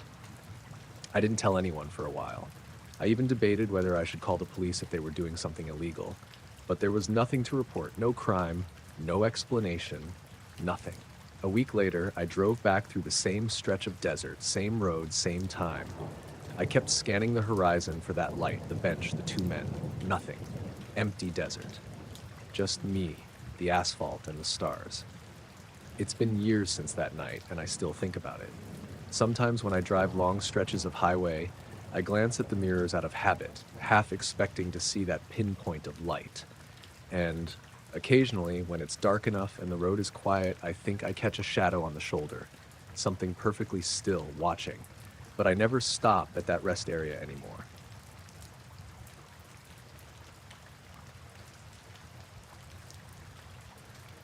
It started around 2 in the morning. I was already awake, sitting on the couch because I couldn't sleep. I rent the bottom half of a duplex in a small town in Ohio, nothing fancy. It was a hot August night, and I had the windows cracked open to try and get some air moving.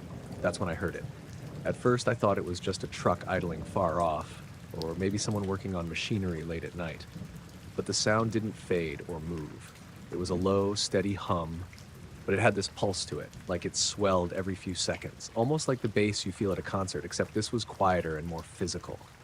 My windows actually rattled in their frames with each pulse. I stood up and walked to the kitchen window, looking out at the street. Nothing. Dead quiet. No cars. No people. The hum seemed to come from everywhere at once, not from any specific direction. After a minute, I pulled out my phone and started recording. I thought maybe I'd capture it, send it to my buddy Kevin, who does sound work, see if he could identify it. I set the phone on the counter and let it record for about 2 minutes.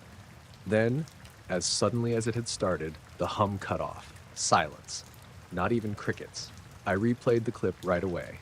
You could hear it, faint but clear, a low vibration, steady, with that strange rhythmic swelling.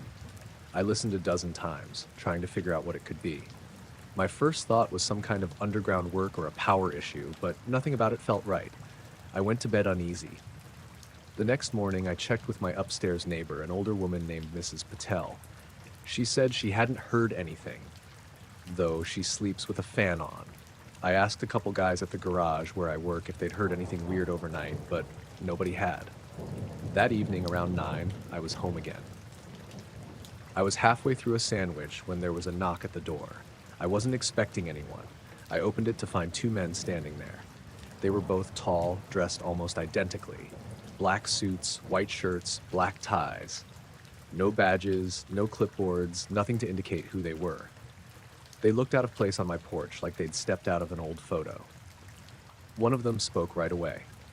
"Good evening. We're checking with residents in the area. Have you had any audio disturbances lately?"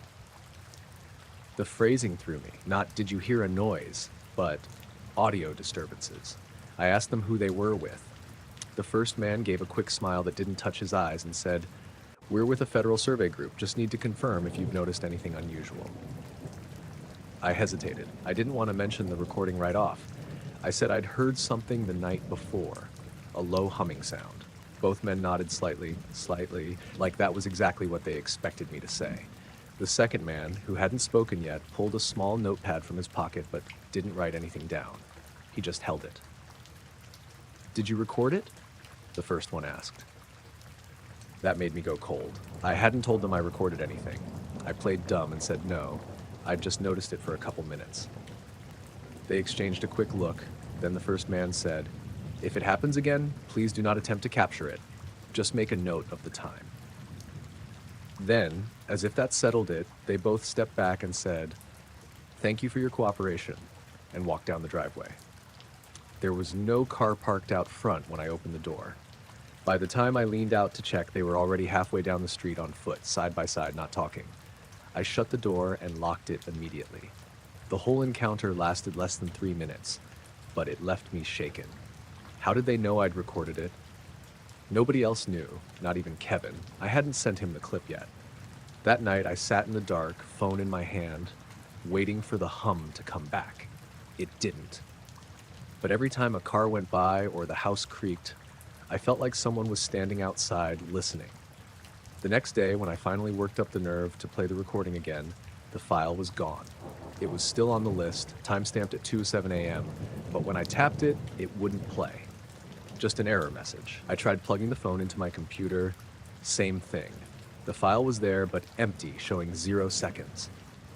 I haven't heard the hum again since that night. But sometimes if I'm up late, I'll look out the window and think I see 2 figures standing across the street, just barely in the shadows. I never go out to check.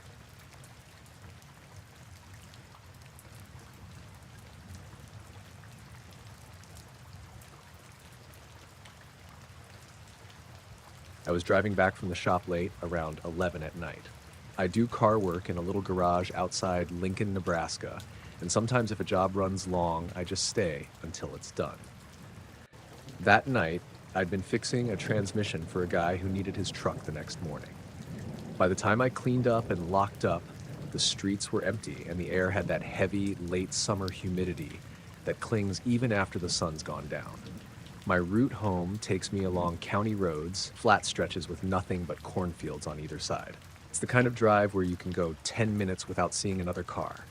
I had the windows down, halfway, radio low, just trying to unwind. About 10 minutes into the drive, I saw a glow up ahead on the right. At first, I thought it was a combine or some farm equipment out late, but it wasn't moving and it wasn't the right color. It wasn't a harsh yellow of headlights or the red of taillights. It was this soft, whitish blue glow, steady and even, like the light you'd see in a welding shop, but spread out wider. As I got closer, I realized it was coming from the middle of a cornfield. I slowed the truck, pulled off onto the gravel shoulder, and killed the engine. The field was maybe 50 yards from the road, and I could see the rows of corn lit up in that glow, every stalk casting these sharp shadows. That's when I saw the shape sitting there. It wasn't a tractor. It wasn't anything I recognized. It looked like a flat disc, maybe 30 feet across, just resting on the ground between the rows. The light wasn't shining onto it from above. It was coming from it. The whole surface was glowing faintly, like the metal itself was lit up. I sat there in the cab for a good minute, just staring. I thought about getting out, but I didn't have my phone on me. I'd left it charging at the shop. Part of me wanted to get closer, but part of me wanted to drive straight home and forget it. In the end, curiosity won out. I turned the truck back on, swung it around, and headed back to the garage. It wasn't far, maybe 5 minutes. I grabbed my phone, hopped back in, and drove back to the same spot. But when I pulled up again, the glow was gone. I killed the lights and rolled down the gravel shoulder, scanning the rows. The disc wasn't there anymore, or at least I couldn't see it. What I did see, though, were 2 men standing near the edge of the field where I'd stopped earlier. Both wore black jackets and dark pants. They weren't farmers. I knew that right away. No reflective vests, no caps, no flashlights. They just stood there, perfectly still, facing the road. I slowed but didn't stop. One of them raised a hand in a sort of half wave, signaling me down. Against my better judgment, I rolled to a stop and lowered the window. The man who'd waved stepped closer, close enough that I could see his face in the dim moonlight. Pale skin, clean-shaven, maybe mid-40s. His expression didn't change at all when he spoke. "Field's closed tonight," he said. "Spraying." That was it. No greeting, no explanation. Just that. I glanced past him into the rows. No equipment, no tanks, no lights, no noise of engines, just dark corn swaying in the night breeze. I said something like, "Did you guys see the light out here just now?" He didn't answer. He repeated the same thing, same flat tone. "Fields closed for spraying." The other man hadn't moved since I pulled up. He just stood there a few feet back, hands at his sides, staring at me. I couldn't make out his face as clearly, but I had the sense he was older. Neither of them looked like they belonged standing in a cornfield at midnight. I nodded, muttered an apology, and put the truck back in gear. As I rolled away, I checked the rear view. Both of them were still standing there, watching. By the time I got home, I felt wired. I kept replaying the moment I first saw that glow, how unnatural it looked, how the disc seemed to light the corn from underneath. But the men, that stuck with me more. The way they appeared so quickly, like they'd been waiting. And their explanation didn't make any sense. Farmers don't spray fields at night with no machinery, no lights. The next day, I drove the same road in daylight. The field looked normal. Rows intact, no signs of tracks or burning, no equipment. I slowed at the spot where I'd seen the glow, and for a split second, I thought I saw a faint ring in the dirt between the corn rows. But maybe it was just where the irrigation had cut deeper. I didn't get out to check. I've passed that field plenty of times since then, and I've never seen anything like it again. But sometimes when I drive home late, I'll slow down without realizing it, scanning for any strange light out there in the rows. And every time I do, I half expect to see those two men standing there again, waiting.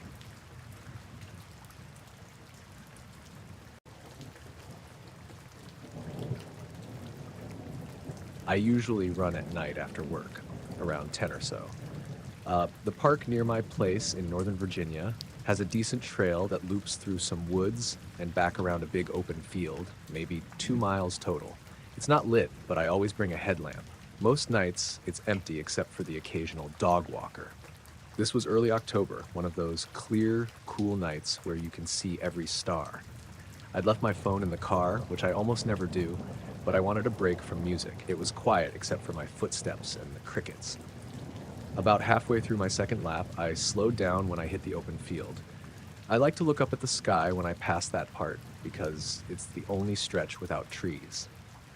I stopped jogging, leaned over with my hands on my knees to catch my breath, and tilted my head back. That's when I noticed something strange. A patch of stars, maybe the size of my hand if I held it up, shifted a little. At first, I thought it was just my eyes playing tricks after running, but I stood there a while, and I saw it again. The stars weren't twinkling like the rest. They were duller, almost faint, like they were behind a film of glass. And the whole patch moved, sliding a few inches to the left, then stopping dead still.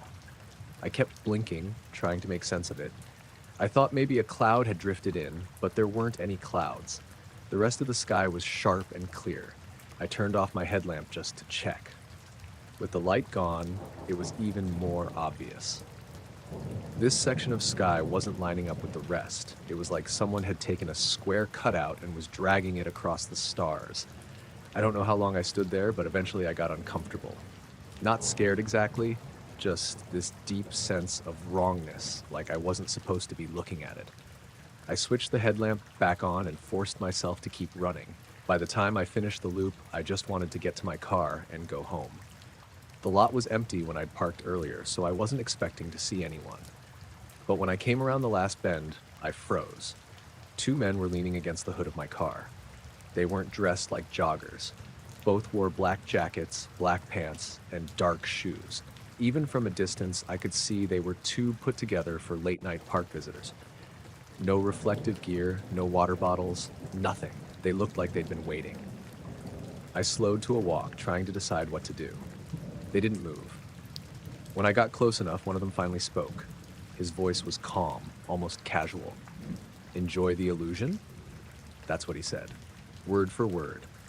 I just stood there, still breathing hard from the run, staring at them. They weren't smiling, but they weren't threatening either, just blank. The second guy, taller than the first, tilted his head slightly, like he was studying me. I asked them what they meant. Neither answered. The first guy just repeated it. "Did you enjoy the illusion?" At that point, I was rattled. My keys were in the little pouch on my shorts, and I kept brushing my hand against it, ready to unlock the car, but they were blocking it. I told them I needed to leave. The taller one stepped aside, slow and deliberate, but he never took his eyes off me. The other guy stayed by the driver's side door. I unlocked the car with the fob, the headlights flashing, and the sound made me jump. The guy by the driver's door finally moved around to the front, giving me room. I slid in, started the engine right away. Before I could put it in reverse, One of them leaned down toward my window. He didn't knock, just bent down so his face was level with mine. I couldn't see his eyes. He was wearing these dark glasses even though it was night. But I felt him looking at me. He said, "Best not to look up too long." Then he straightened. Both of them turned at the same time, and they walked across the lot into the trees. Not toward another car, not toward the street, straight into the dark woods. I sat there idling for a good minute, headlights pointed at the trailhead, half expecting them to reappear. They didn't. I drove home with my hands shaking the wheel the whole way. The next morning I went back just to make sure I hadn't imagined it. Broad daylight, families walking dogs, kids on bikes, everything normal, no sign of anyone. But when I stood in the same spot in the field, I couldn't find that moving patch of stars again. I still run there sometimes, but never without my phone anymore, and never without glancing at the sky as little as possible when I pass that field.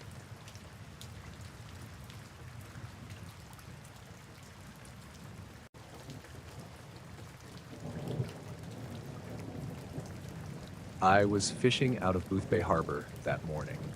It was late September, still warm enough to go out alone without freezing, but the fog was thick on the water. I'd taken my little 20-foot lobster boat out a few miles past the usual spots. I wasn't running traps that day, just dropping a few nets, seeing what I could pull in before the season slowed down. It was one of those mornings where everything felt muted. The engine noise, the gulls, even the waves slapping against the hull, all sounded dampened by the fog. I remember pulling the first net in around 8. Mostly junk, seaweed, a couple of undersized cod I tossed back. On the second haul, though, the net came up heavy and uneven. At first, I thought I'd snagged on some rocks or maybe an old lobster trap, but when I finally dragged it over the side, there was this metallic thing tangled up in the mesh. It wasn't big, maybe the size of a basketball, though not round. More like a lopsided oval with these strange seams running across it. The surface was dull, almost like brushed steel, but it had spots that looked scorched. It didn't feel like normal metal when I knocked on it, more hollow, lighter than it should have been. My first thought was airplane debris, maybe some part from a crash or a buoy that had broken apart. I was leaning over it, trying to see if it had any numbers or markings, when I heard another engine in the distance. That wasn't unusual out there. Plenty of guys run their boats early, but what struck me was how quickly the sound grew. Through the fog, this black boat came sliding up toward me. Not a skiff or a fishing boat, but a sleek-looking motorboat. Dark hull, no visible name or registration. 2 men were standing in it, both wearing black jackets and caps. One of them cupped his hands around his mouth and called out, "You pulled something that doesn't belong to you." That made me laugh nervously, like he was joking, but they weren't smiling. They pulled up alongside me, close enough that I could see their clothes weren't just black. They looked almost like uniforms, but without patches or insignia. Both of them wore sunglasses, which made no sense in that fog. The one at the wheel said, "That's military debris. We'll be taking it." I hadn't even had time to get a proper look at it, and now these 2 strangers were telling me it belonged to them. I asked what branch they were with. No answer, just the same line, word for word. "It's military debris. We'll be taking it." I remember feeling this mix of irritation and unease. It wasn't like I wanted to keep the thing, but the way they showed up so fast, like they'd been watching me, put me on edge. I said I'd hand it over if they showed me some ID. Neither of them moved. They just stared, silent until I looked away. The second man finally stepped forward, reaching out with this gloved hand like he expected me to just give it to him. I didn't. I told them I'd call the Coast Guard first, just to make sure everything was handled properly. That's when their tone changed. The one at the wheel leaned in closer and said, almost flatly, "You didn't see this? Understand?" Before I could answer, the other guy climbed onto my deck without asking. He didn't even hesitate. He bent down, untangled the metal object from the net like he knew exactly what it was, and carried it back to their boat. They set it down gently, almost carefully, on the floor of their hull. I was pissed off, but I didn't say anything more. Something about the way they moved, so calm, so practiced, made my stomach knot up. I just stood there with my hands on the rail, watching. The fog swallowed them back up almost as quickly as they'd arrived. Their engine noise faded until it was just me again, sitting in the gray silence. I wanted to believe it was what they said, some kind of military gear that had fallen in the water, but a couple things didn't sit right. For one, their boat had no lights on. That's against every regulation I know, especially in heavy fog. For another, they'd known exactly where to find me. There were no other boats in sight, no helicopters overhead, nothing. Yet the moment I pulled that thing out, they were on top of me. I finished hauling the rest of my nets, but my hands wouldn't stop shaking. The whole time, I kept glancing into the mist, half expecting them to circle back. When I got back to harbor around noon, I told myself I'd mention it casually at the dock, just to see if anyone else had run into them. But when I tried, the words stuck. How was I supposed to explain two strangers in a black boat taking something out of my net without sounding crazy? Later that night, I was sitting in my truck in the driveway, filling out my logbook, when a car rolled slowly past the house. Not unusual, I live off a small road, but what got me was that the car didn't keep going. It idled at the end of the lane, lights off, just sitting there. I could barely make out the shape, dark sedan, windows tinted. After maybe 30 seconds, it pulled away without a sound. I told myself I was just spooked from earlier. Probably some lost tourist, but it happened again the next evening around the same time. Same dark sedan, same slow crawl past the house, same pause before leaving. By the third night, I stayed inside with the lights off and watched through the blinds. Sure enough, right on cue, the car came. This time, I saw two silhouettes in the front seats. They didn't get out. They didn't roll down the windows. Just parked there, facing the house like they were waiting for something. Eventually, they left, but I barely slept after that. I stopped going out alone on the boat for a while. If I did, I stuck closer to shore, only running a couple of nets before heading back. I never saw the black boat again, and I never saw those men's faces clearly enough to describe them. But every so often, usually when I'm heading back late from the harbor, I'll notice a car in the rearview mirror that seems to linger a little too long before turning off. It's been months now, and nothing else has happened. But I can't shake the memory of how quickly they appeared out of the fog that morning. Like they were waiting just out of sight, tracking me, knowing exactly what I'd pull up before I did.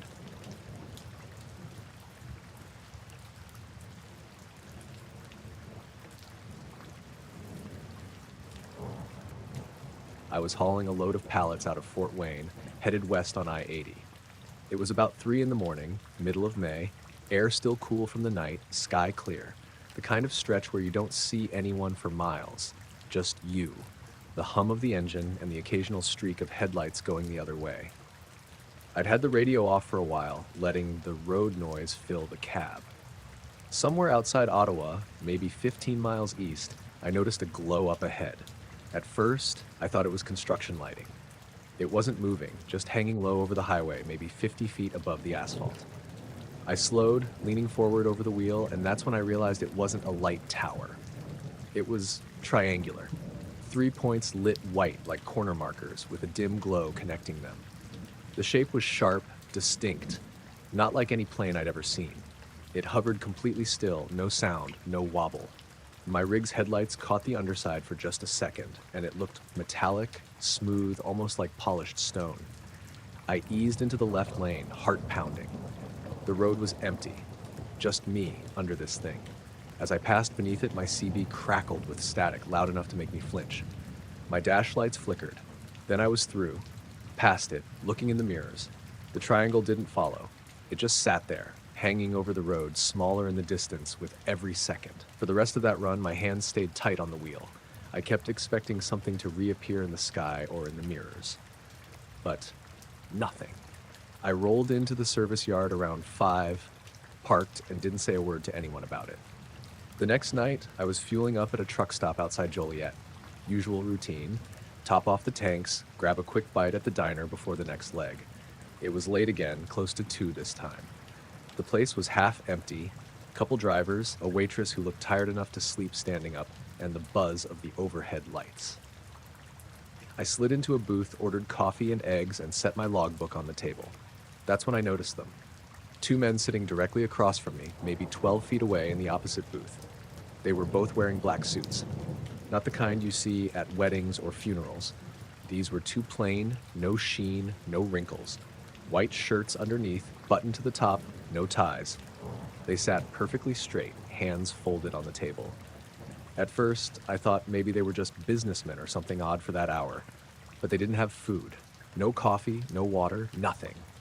Just sitting there, watching. Not staring in an obvious way, but their heads angled just enough that I knew their eyes were on me. I tried to ignore it.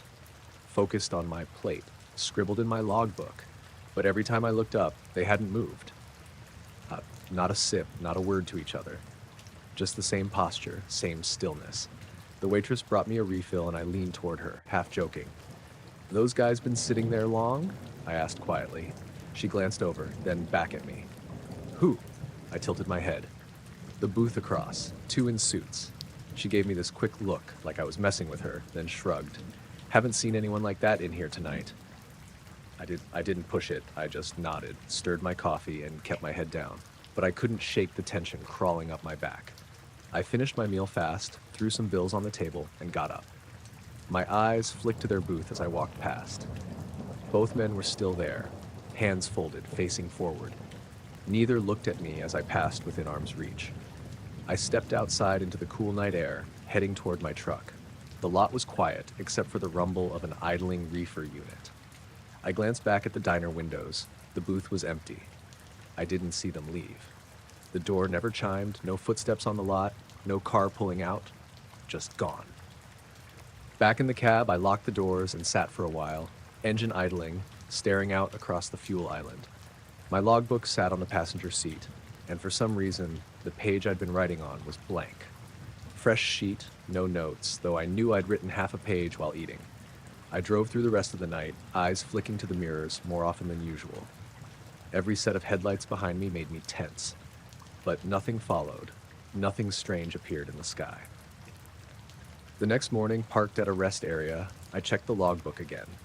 The page still looked untouched, clean like I'd never put pen to it. I don't fuel at that stop anymore.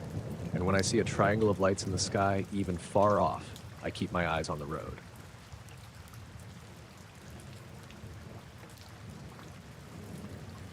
It was just after 2 in the morning when I noticed it on the cameras.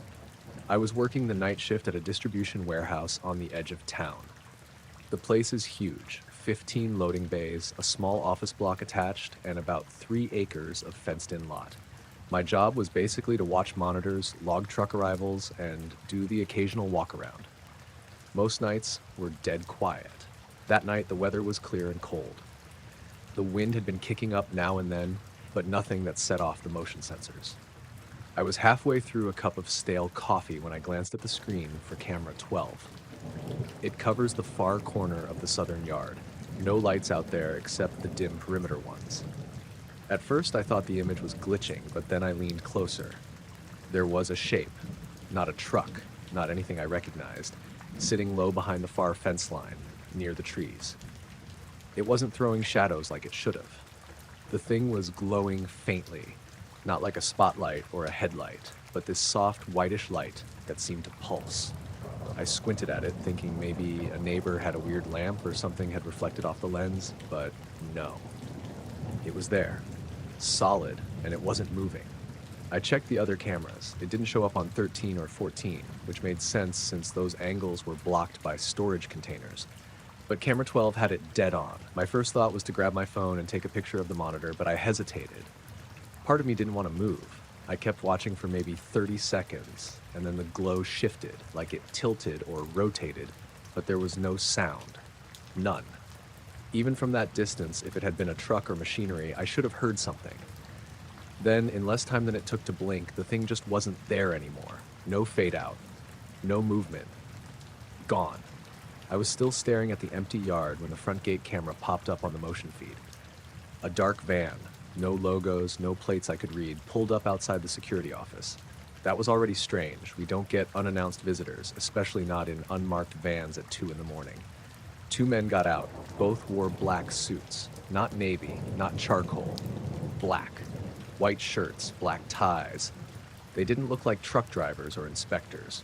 The taller one had a narrow face and skin so pale it looked almost gray under the security lights. The shorter one kept his head lowered like he was studying the ground. Neither of them smiled. I buzzed the intercom. "Can I help you?"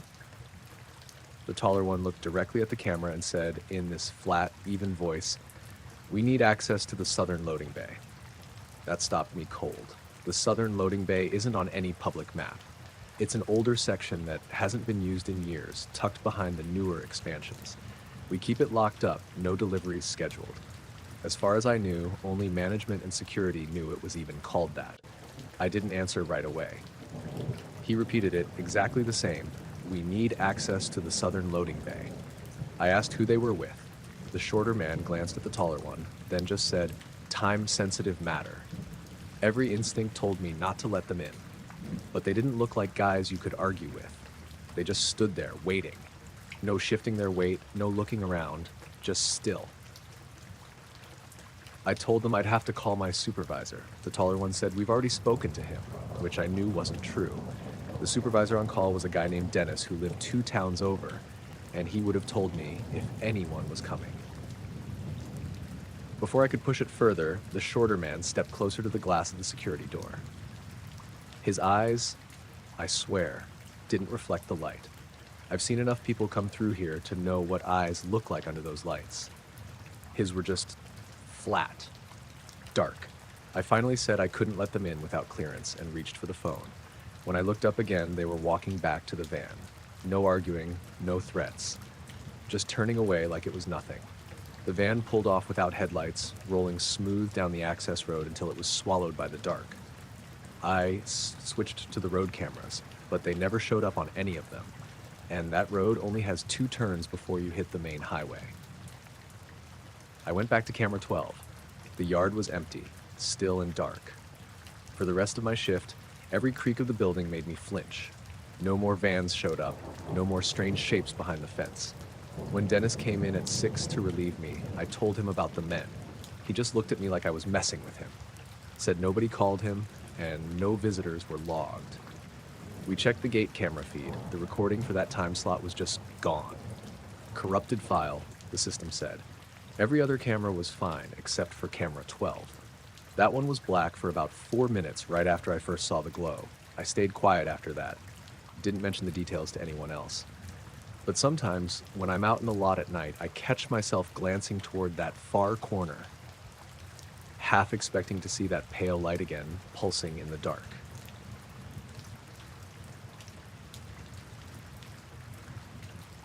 I'd been flying small aircraft for over a decade, mostly charter flights and the occasional sightseeing trip.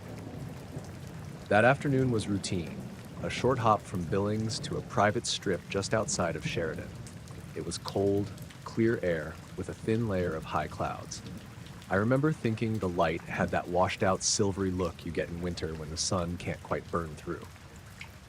I was about 30 minutes from landing when I saw it.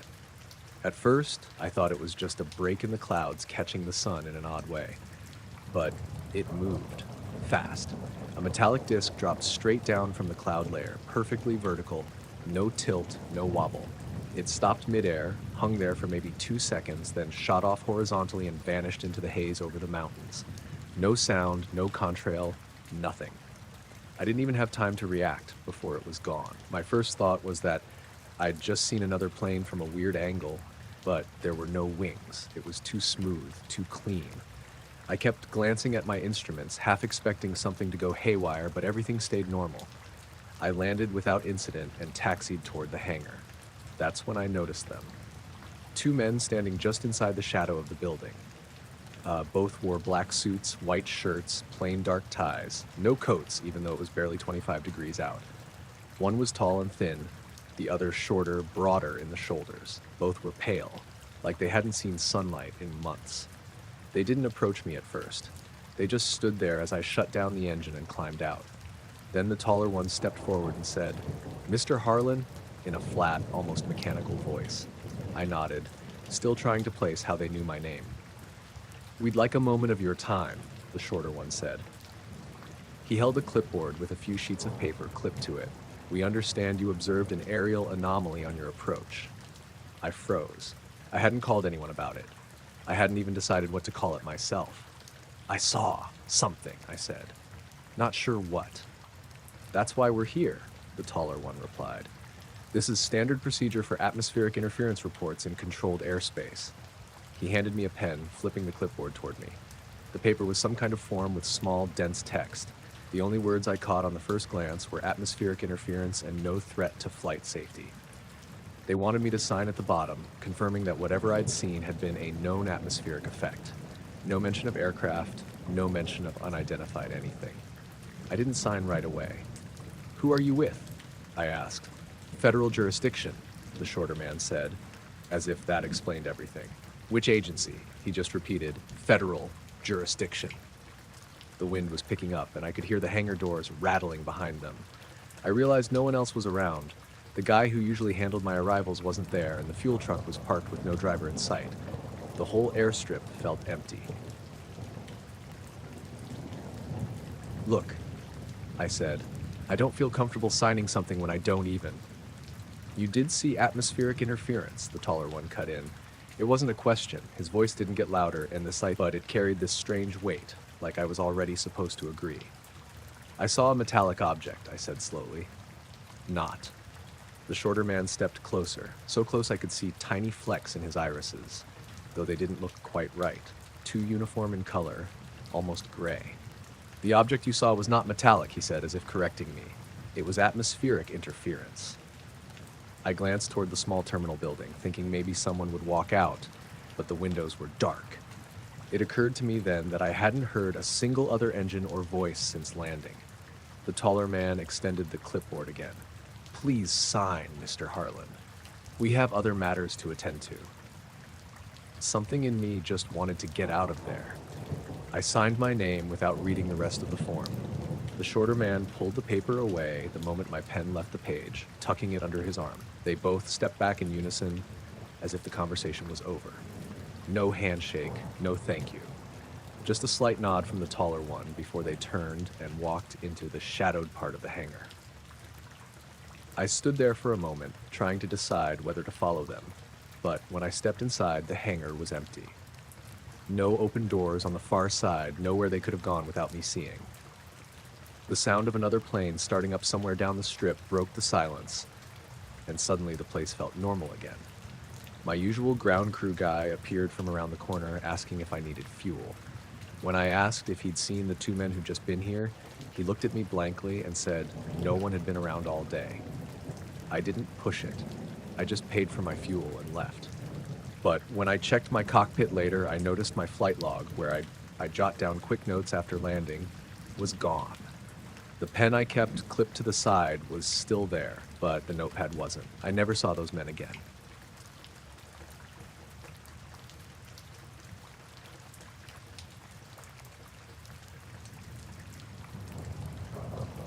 I was out on the edge of town one evening, chasing storms.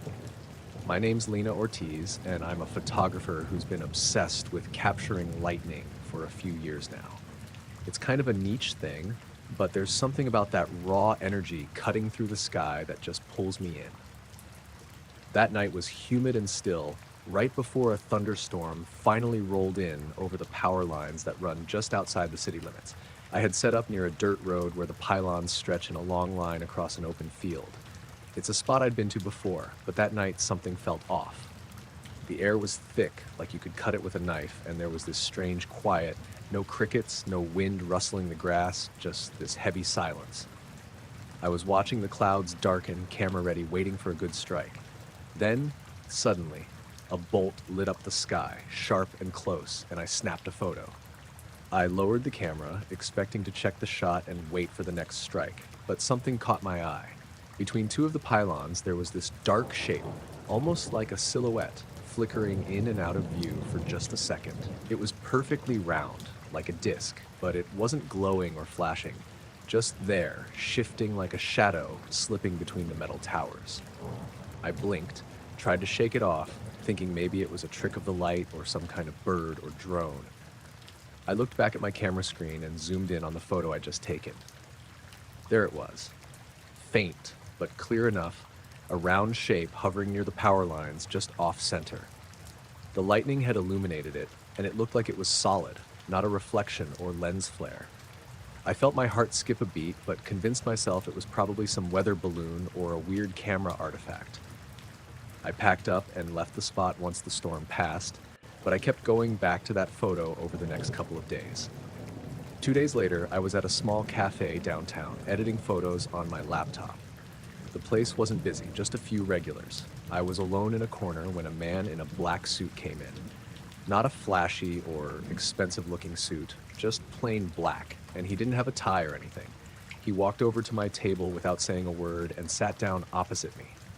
I looked up, startled. "I see you've been photographing the storm near the pylons," he said quietly. His voice was calm, but had this strange intensity that made me uncomfortable. I nodded, trying to figure out if this was some kind of weird joke or maybe a reporter. "May I?" he asked, and before I could say no, he reached out and grabbed my laptop. He pulled up the photo with the dark disk in it. He printed a black and white copy right there on the cafe's printer. I hadn't even noticed he was carrying a small portable printer in his briefcase. He slid the print across the table to me. "If you decide to share this image, consider framing it differently," he said, eyes locked on mine. I was too confused to respond. "What do you mean?" He smiled thinly, stood up, and walked away.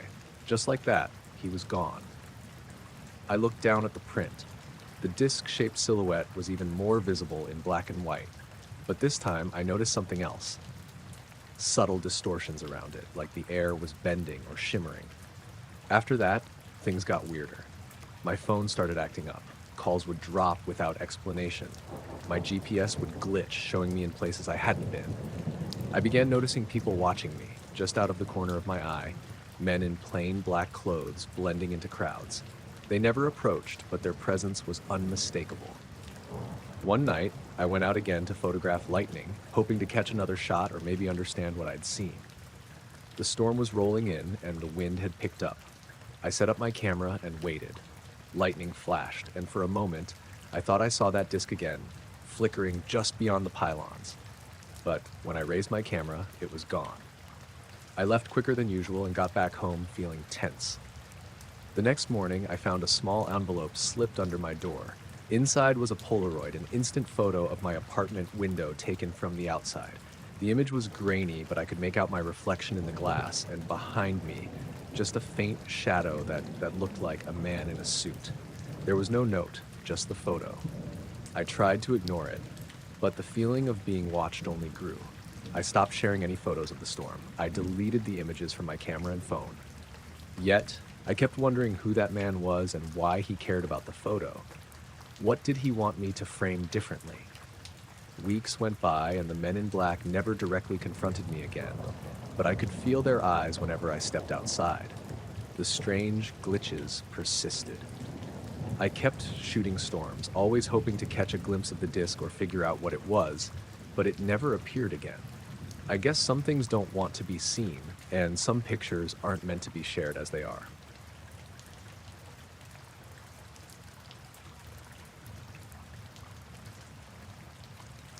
It was around 3:10 a.m. on a Thursday. I remember that because my shift at Brookhill Medical runs from 7 p.m. to 7 a.m., and we always restock crash carts at 3. That night had been unusually quiet.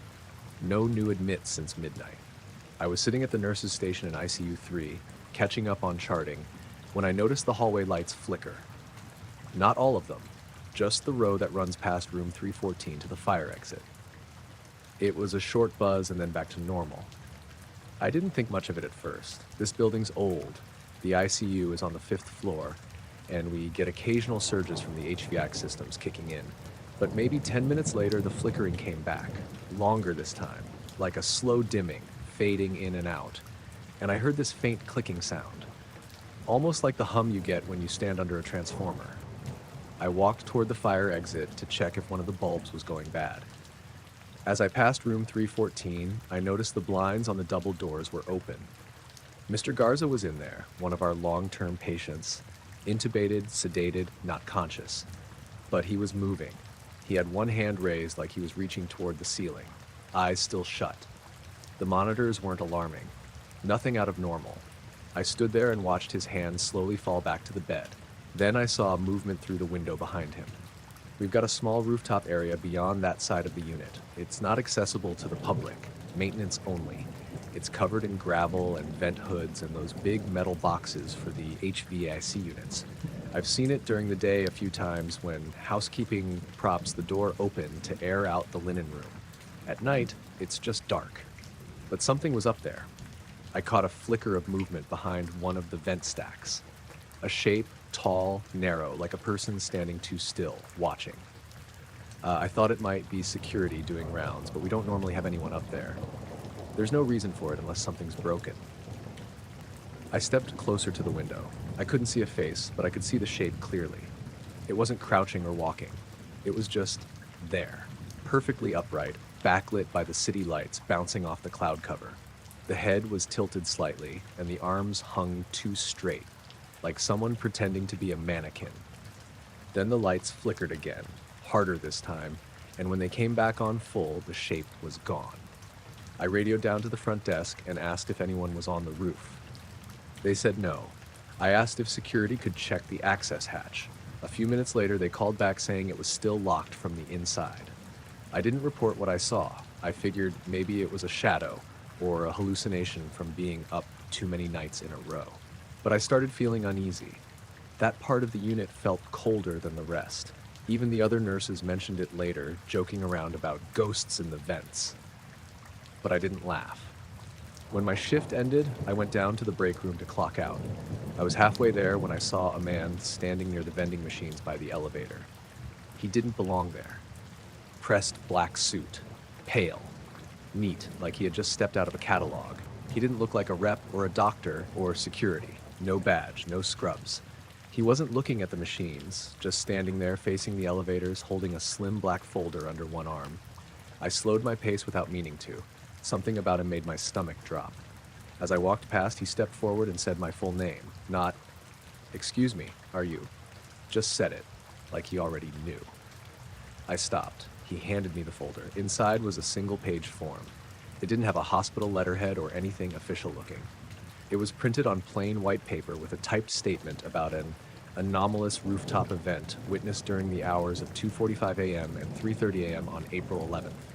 It said that the witness, me, agreed not to discuss any visual or auditory phenomena observed during that window with hospital staff, patients, media, or law enforcement. There was a line for my signature and a space for a date and time. I asked him what it was for. He said, "This is for the hospital's internal review. It will not go on your employment record. It is strongly advised that you cooperate." His voice was flat, no trace of an accent, but the words were overly formal, like someone reading a script translated into English. I noticed his tie pin had a symbol on it, a circle with a line through it, not a brand logo, nothing I recognized. I told him I wasn't signing anything without a supervisor present. He didn't respond, just stood there holding the folder toward me, not blinking. After maybe 15 seconds, the elevator dinged behind him and two techs stepped out. The man in the suit turned and walked away without saying anything else. I watched him go down the hall toward the old records room. Then he turned a corner and was gone. I brought the form to my supervisor that afternoon. She looked confused, said she didn't know of any internal reviews or rooftop incidents, and that all hospital forms go through admin. She took the folder and said she'd follow up. Next night, she told me the folder was empty when she opened it again. I haven't seen the man since. But every once in a while, when I take the supply elevator near the West Wing, I feel like someone's watching from behind the old access door to the roof. And the lights still flicker. Same hallway, same time.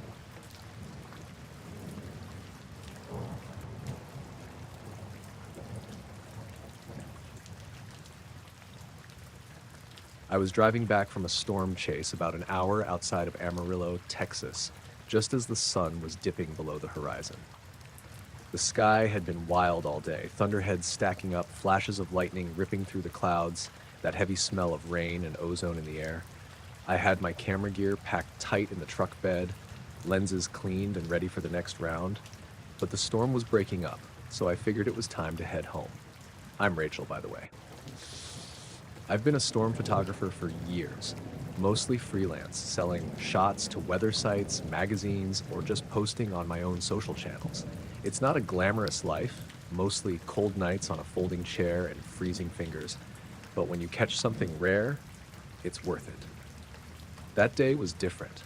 While I was setting up near a dirt road off Highway 287, I noticed something odd through my long telephoto lens. I was focusing on a particularly nasty-looking cumulonimbus that had these weird ripples along its edges, sort of like waves on water.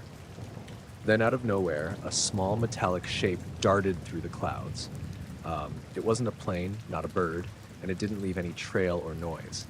Just this sleek, shiny object weaving effortlessly through the storm cells.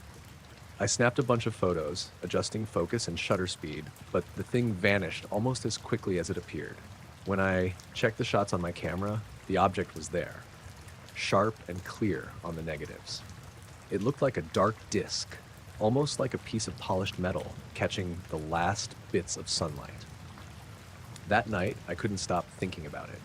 I set up my little darkroom in the basement, just a red bulb and some trays for developing film, and started processing the rolls. I worked slow, careful with the chemicals, because if there was anything on the negatives worth looking at, I didn't want to ruin it. As the images started to appear, I saw the storm clouds, the lightning, the rugged landscape, and then there it was again, in a few frames. That strange metallic blur twisting through the air, unlike anything I'd ever seen. I was alone, the house quiet except for the dripping faucet in the kitchen above. Suddenly, the basement door creaked open. I didn't hear anyone come down, and the stairs were behind me. So I whipped around. There he was, a man in a black suit, no tie, pale face with sharp features, standing in the red glow of the darkroom. He looked calm but serious, almost like he didn't belong in a place like this. His eyes caught the light just right, and I could see a faint reflection of the negatives in his pupils. "Can negatives lie?" he said, voice low and steady. I blinked, caught off guard. "What?" He stepped closer, hands folded in front of him, calm but deliberate. "Can a negative show something that isn't really there, something that might never have been?" I wasn't sure how to answer, so I just shook my head.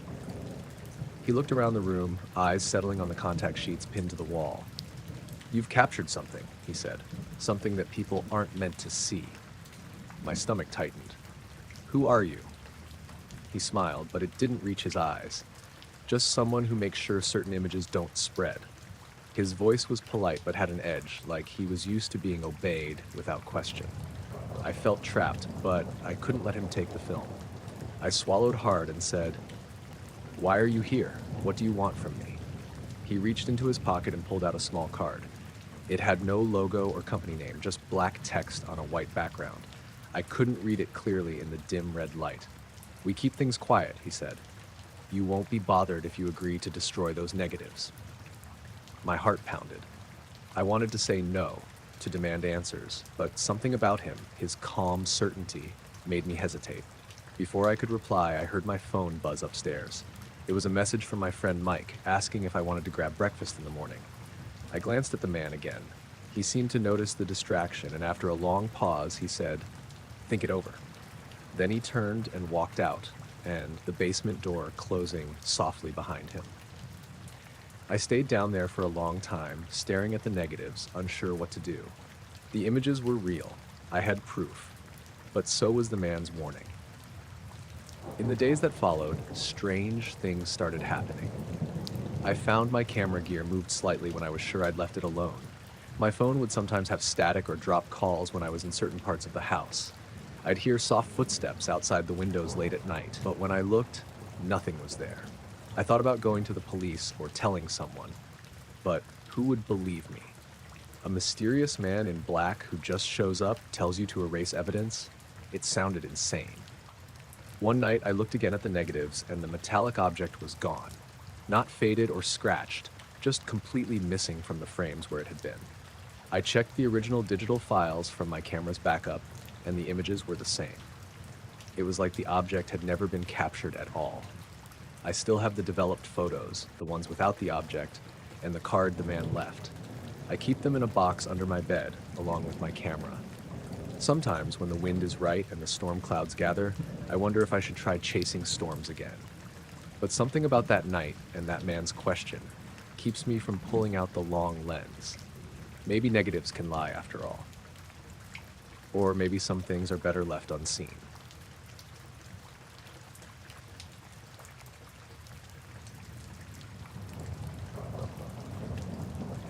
I usually don't talk about this, but it's been on my mind a lot lately, so here goes. I'm Tom Keller, I'm 37, and I've been a rail fan for as long as I can remember. You know, trains, old tracks, signals, that kind of thing. I live in a small town in upstate New York, not far from some old industrial lines that haven't seen traffic in years. It's the kind of place where the rust eats the rails and the weeds push through the ties. One early fall morning, I decided to go out before dawn to check on a particular stretch of abandoned track that runs through some woods near the old quarry. I'd heard a few stories about people seeing strange lights there, but I mostly just wanted some quiet time with my camera and the rails. The sky was still dark, but the eastern horizon was starting to lighten a bit, that soft blue-gray before the sun comes up. When I got there, the air was crisp, a little damp from overnight dew, and the woods smelled like wet leaves and moss. I walked down the track, the crunch of gravel under my boots the only sound for miles. Then about 100 yards ahead, I saw it. Sitting right on the tracks was something that didn't belong. It was a craft of some sort. Not a train car or a truck, definitely not anything I'd ever seen. It looked like a wingless airplane, but smaller, maybe the size of a large car. Its surface gleamed faintly like brushed metal, but smoother, no rivets or seams I could make out. It had this matte gray tone that almost blended in with the mist hanging over the rails. No markings, no lights, nothing moving. Just there. I froze for a second, unsure what to think. I'm not easily rattled, but something about it felt wrong. I slowly raised my camera and took a few pictures, trying to get a better look through the fog. The shape was sharp, angular in places, but without wings or obvious doors. It looked like it was made for sliding or hovering, not rolling on wheels. I was about to step closer when I heard something. Off in the distance, the faint hum of an engine. I glanced back toward the road, expecting maybe some maintenance crew or early commuters.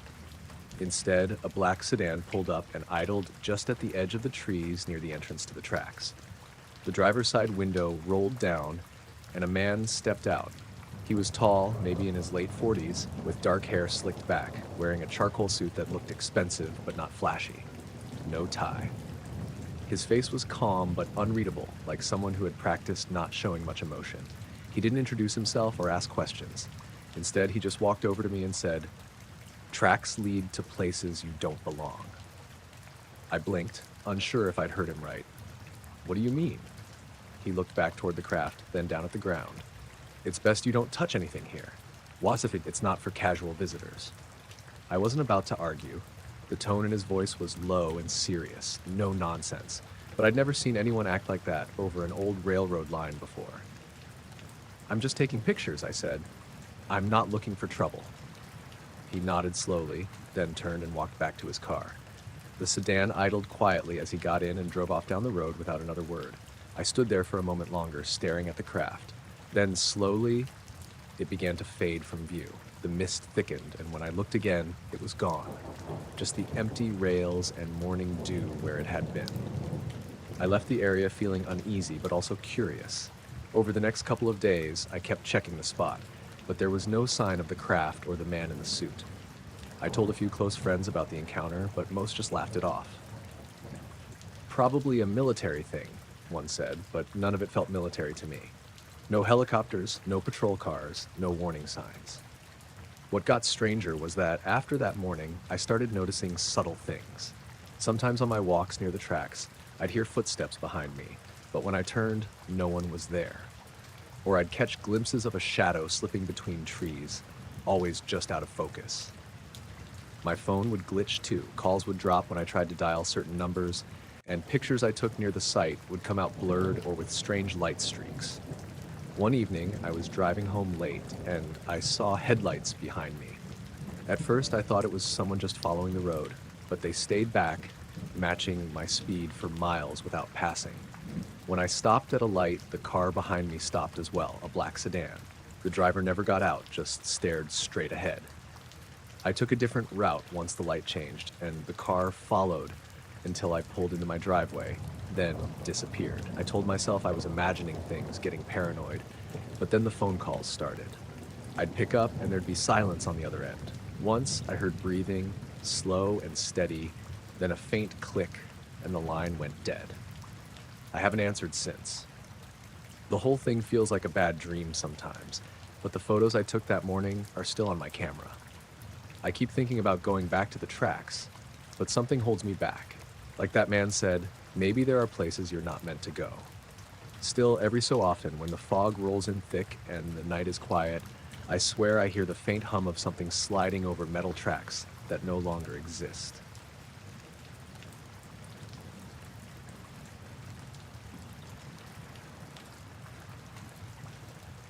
I was driving home from work the night it happened. I work second shift at a packaging plant just outside of Greensburg, Indiana, not far off I-74. It was around 12:40 a.m., maybe a little later. The roads were completely empty, which wasn't unusual. That stretch of CR 700E gets so quiet at night, you can drive for miles and never pass a single car. No street lights, either, just long stretches of corn and soy fields, with the occasional mailbox at the end of a gravel drive. I was about 15 minutes from home, sipping the last of my gas station coffee, when I noticed the radio was cutting out. Not staticky, just dropping. Going silent for 2-3 seconds at a time, then popping back in mid-sentence. I thought it was the station, but I flipped through others, and they were doing it too. Then my headlights dimmed. Not all the way out, just down to maybe half brightness for a few seconds, then back up. That's when I slowed down. About a quarter mile ahead, off to the left side of the road, there was something in the air. Not a plane. It wasn't moving. It was just hanging above a cut field. There was a barn nearby, one of those old half-collapsed things with the rusted-out roof.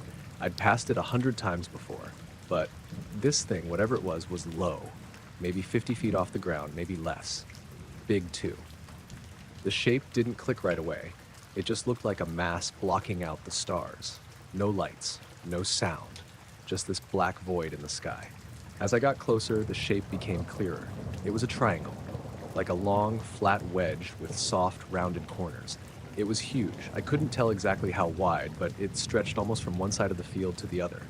It wasn't perfectly still either.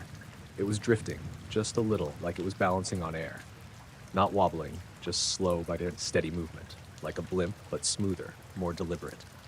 There were 3 small lights on the underside, one near each point. Dull red, not blinking, not glowing, even.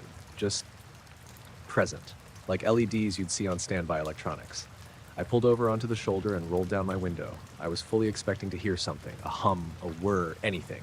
But there was nothing. Absolute silence. No crickets, no wind, not even engine noise from my own car.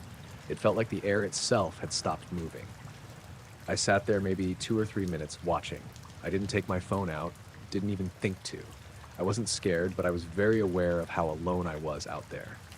Eventually, the thing started to rise, very slowly. It didn't rotate or tilt, just lifted straight up, still perfectly level. It went higher until I couldn't see it anymore against the night sky. No flash, no change in those red dots. It just faded upward until it was gone. I waited another minute, then drove the rest of the way home.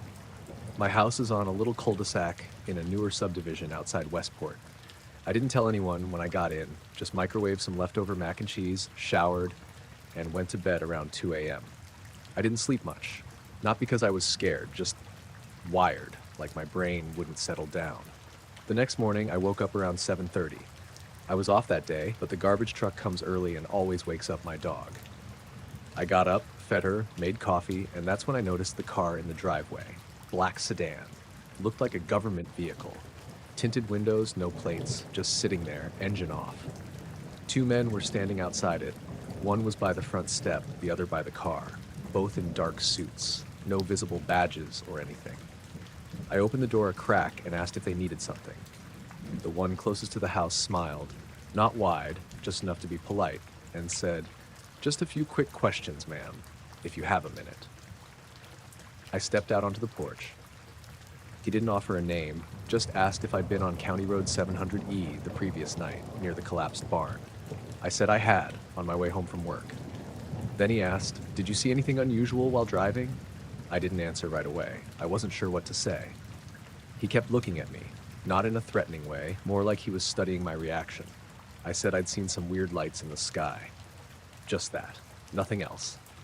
That's when the second man, still standing by the car, called over. He said, Do you often imagine things at night? His tone wasn't sarcastic. If anything, it sounded like a genuine question, like he'd asked it before and gotten serious answers. The other man didn't react. He just kept his eyes on me. I said no. I said I was awake and driving and that I knew what I saw. The one at the car didn't say anything else. The one near me just nodded like that was good enough. That was good enough. Then he looked past me at my front yard and asked if I had any outdoor cameras. I told him no. He said, "Understood," and thanked me for my time. They both got in the car and backed out of the driveway. I watched them go. They didn't stop at any other houses, just turned out of the neighborhood and drove off down the main road. Later that day, I noticed something odd. My mailbox, which is one of those group boxes for the block, had a smear across the front, like oil or ash. Not on anyone else's, just mine. I wiped it off with a paper towel and it left this gray, greasy streak. I thought about keeping the towel, but ended up tossing it. That night, my dog wouldn't go into the backyard. She stood at the door and whined, but when I opened it, she backed away. I ended up walking her out front instead. She kept looking up, not barking, just watching the sky. It's been a few weeks since then. I haven't seen anything else, but every night when I drive home from work, I take a different route.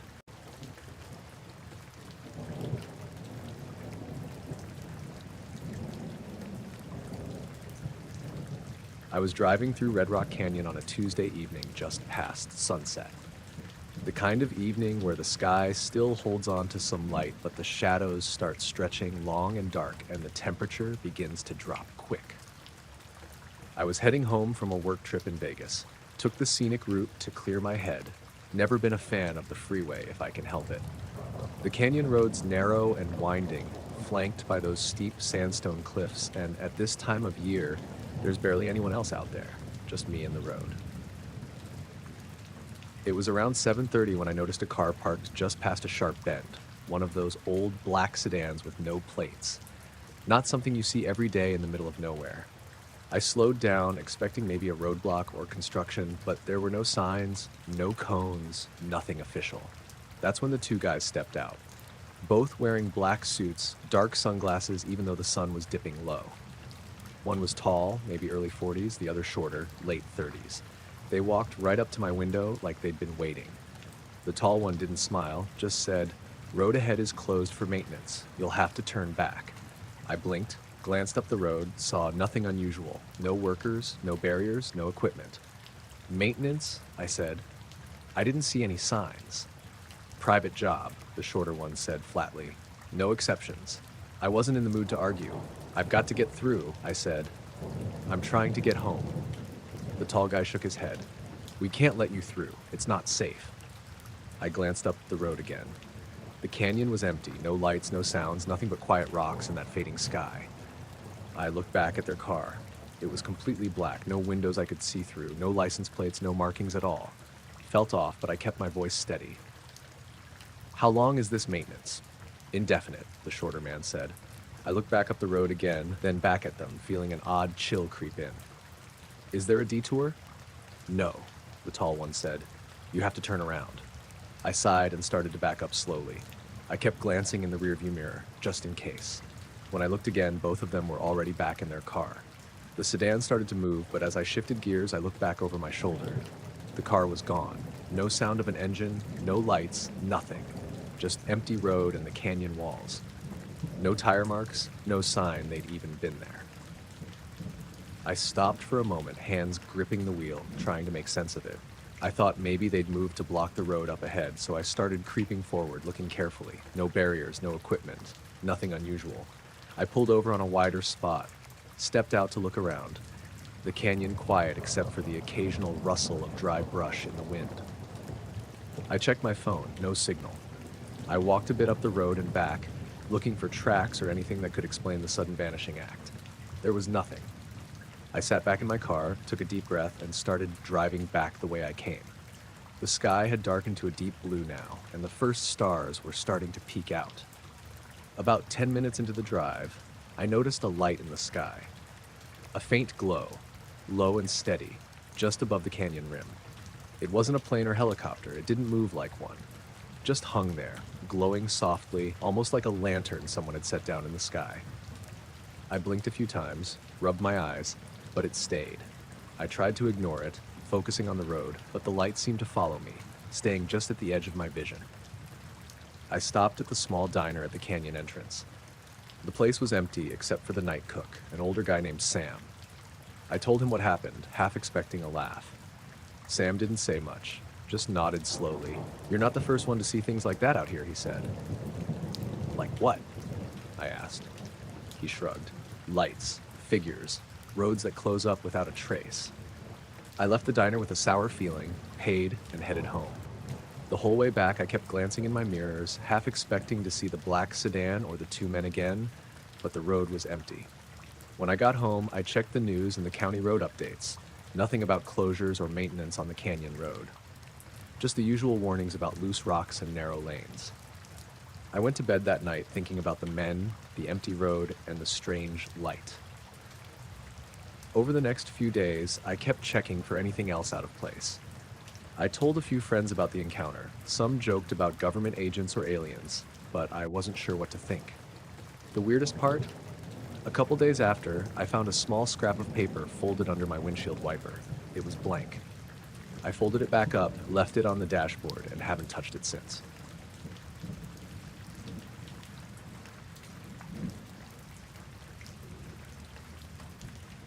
It happened 2 summers ago during the Perseids. I'd driven out to the middle of nowhere, a place about 30 miles east of Lander, Wyoming.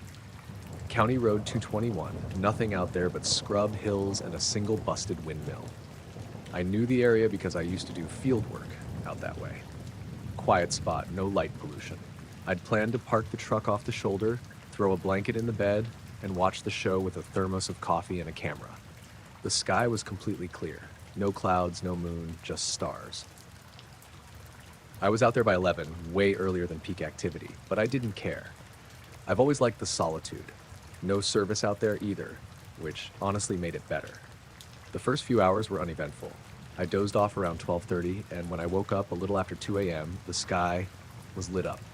I sat up, pulled the camera out, started clicking long exposures. I had a basic tripod rigged up in the truck bed and was just letting the shutter roll. Then, somewhere past 3, I noticed something weird on the road behind me. At first, I thought it was just the tripod's shadow, but it didn't move when I moved. It was a shape. A person, maybe 50 feet back, just standing dead center on the road. No flashlight, no movement, just a silhouette. I stared at it for a while, thinking maybe someone pulled off and walked over. But I didn't hear a car, nothing. No footsteps on gravel, no crunch of tires, and this person, if it was a person, didn't shift or turn or do anything normal. I turned my headlamp on and shined it toward them. The beam hit the road, lit up the shoulder and brush, but didn't catch their face. They didn't flinch or shield their eyes or step back. Just stood there. I grabbed my phone and took a picture. No zoom, just one quick shot before the light started fading. As soon as the shutter clicked, they turned around and walked into the dark.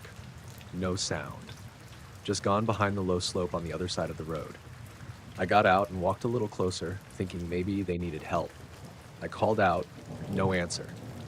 I didn't want to chase someone through the brush in the middle of nowhere, so after a minute or two, I went back to the truck. I checked the photo. It showed a figure. All right. Thin. Too tall, maybe. Wearing black or something close to it. The arms looked too long, and the head was oddly shaped. Not a hat. Not hair. Almost featureless, like the face was turned away or blurred. I figured it was a trick of the light, some camera artifact. It creeped me out more than I wanted to admit, but I saved it and locked the phone. The rest of the night was quiet, no more weird figures. I watched the meteors a bit longer, then left just before dawn. I didn't think about it again until the next day. That's when things got strange. I stopped for gas at a Conoco in Riverton on the way back to my place. It was early, maybe 7 a.m. I went inside to use the bathroom, just a quick stop. The place was empty, just the cashier behind the counter and nobody else. As I was drying my hands, the door opened behind me. A man in a black suit stepped inside. Clean cut, maybe mid-40s, pale skin, no tie, top button fastened. His shoes were spotless. He didn't look like someone who belonged there. He stood by the sinks for a second. I remember thinking maybe he was just there to wash up or something, but then he said, without looking at me, "You've seen too much light lately."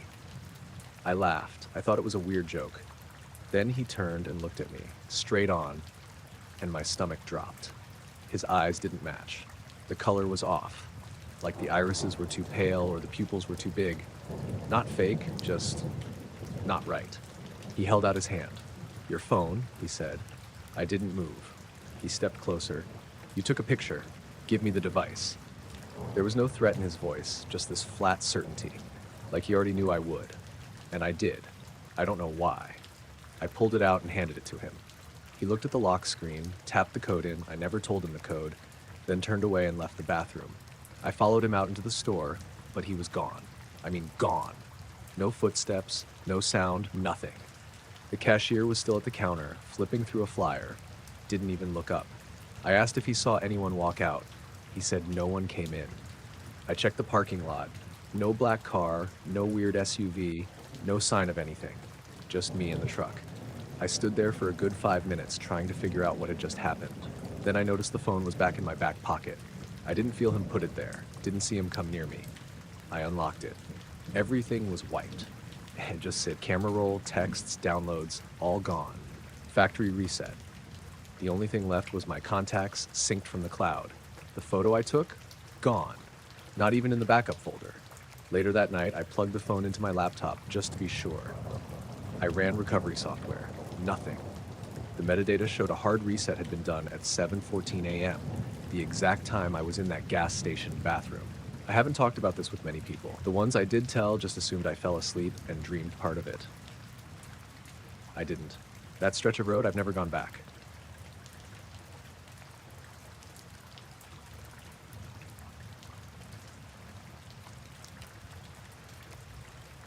It started a couple of weeks ago, just after sunset, on one of those cool, early autumn evenings when the air feels sharp and the sky's clear. I'd been out on the dock by the lake behind my place, just sitting there with my phone, trying to take some pictures of the stars coming out. It was quiet, peaceful, the usual. I was scrolling through my shots when I noticed something strange. Off toward the middle of the lake, just above the water, there was this shape, like a dark silhouette hovering. It wasn't moving like a bird or a plane, it just stayed there, completely still. No blinking lights, no sound, nothing. I thought maybe it was a trick of the light or some weird cloud, but the shape was solid, sharp against the sky. I aimed my phone camera at it and zoomed in as best as I could. It was smooth, kind of oval, but it wasn't shiny or reflective, just matte black. I kept watching, and after a few minutes, it slowly began to drift sideways just a few feet at a time. Then, without any noise or sudden movement, it shot straight up and disappeared into the darkness. I blinked, feeling kind of unnerved, but mostly curious. I wasn't sure what I'd just seen. I stayed out a while longer, but the lake went back to normal. Quiet, empty, just the occasional fish jumping. The next morning, I found a black car parked at the very end of my driveway. It was one of those older models, like from the early 2000s, nothing flashy, but in perfect condition. Clean, no dents, no license plate. I thought maybe a neighbor's visitor or something. But here's the thing, there were no tire tracks leading up to it, and no footprints anywhere nearby. The gravel looked untouched. I checked the windows, but it was empty. No one inside, no keys in the ignition. I figured someone had parked there overnight and walked away. Maybe the owner was nearby. So I left it alone. The next morning, same thing. Black car, same spot, same no footprints, no tire tracks. I started feeling kind of uneasy, but didn't tell anyone because who'd believe it? By the fourth day, the car was still there every morning. I started leaving a note on the windshield, asking if the owner could move it, but the note never disappeared and the car never moved. It just sat there, silent and black. One evening, a few days later, I was sitting on my porch after dinner, and I heard footsteps on the gravel. I looked up and saw a man standing near the end of the driveway. He was wearing a black suit, nothing fancy but neat, and his face was mostly in shadow from the streetlight. He didn't say anything at first, just stood there watching me. I got up and walked toward him, kind of nervous. "Can I help you?" I asked. He didn't answer right away. Then, in a low voice, he said, "The water remembers." I blinked. "What?" he repeated. "The water remembers." Before I could say anything else, he turned and walked away down the road, disappearing into the darkness. I ran inside and locked the door. For the rest of the night, I kept looking out the window though, but he didn't come back. Over the next week, the car kept appearing every morning, but the man never returned. I started noticing other little things. My phone would sometimes show static or strange glitches when I tried to take pictures of the lake. Sometimes late at night, I'd hear a faint humming sound coming from the water, but when I went outside, it stopped. One night, I woke up around 3 a.m. and saw faint lights flickering over the lake. They were different from the first time, a soft blue glow, pulsing slowly. I grabbed my phone and pointed it out the window, but the screen just went black, then showed the camera like it was frozen. When I looked up again, the lights were gone. I haven't seen the man since that night on the porch, and the car stopped showing up too. But sometimes when I'm near the water, I get this feeling like I'm being watched, like something's just below the surface, waiting. And the memory of those words, "the water remembers," keeps playing over and over in my head.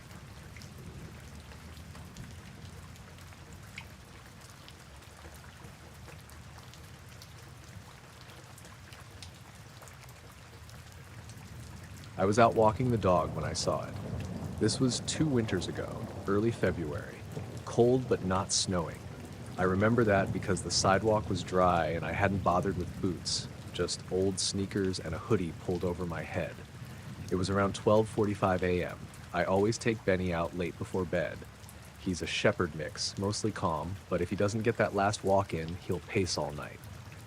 We live in a quiet neighborhood in Spokane Valley, near Pines and 16th. Nothing special. Ranch-style houses, older trees, not much traffic after dark. Benny and I were coming back up our street, maybe 5 houses from mine, when he suddenly stopped and stared straight up. At first I thought he was just watching a bird or maybe an owl, but when I looked up, I saw it too. A triangle. Not a plane. I've seen enough jets and stuff flying over to know what they look like. This thing was big, blacker than the sky, no lights except for 3 faint white ones at the corners. It moved slower than anything that size should have been able to. No engine noise, no wind disturbance, just gliding, like it was weightless. It passed overhead, maybe a couple 100 feet up. I remember how quiet it got, not just the object, but everything. Like the sound around us just dimmed. I couldn't hear my footsteps or the dog's breathing. It was like someone turned the world's volume knob halfway down. Benny didn't bark. He just sat there and stared until it disappeared behind the trees to the north. I checked my phone to take a photo, but the screen was frozen on the lock screen. Wouldn't swipe. It only started working again about 30 seconds after the thing was gone. I didn't say anything to anyone the next day. I figured it was maybe a military thing, or a drone I didn't recognize, or just one of those weird one-off moments you file away and move on from. 2 days later, things started getting weird. It was a Tuesday. I'd been asleep for a couple hours when I woke up. No noise or anything, just that kind of sudden, wide-awake feeling you get sometimes for no reason. I got up to check the thermostat, thinking maybe the furnace shut off, and while I was walking past the living room window, I saw headlights across the street. There was a black car idling in front of the Wilkins place. Older model sedan, big body, chrome trim, lights on but not bright, just idling.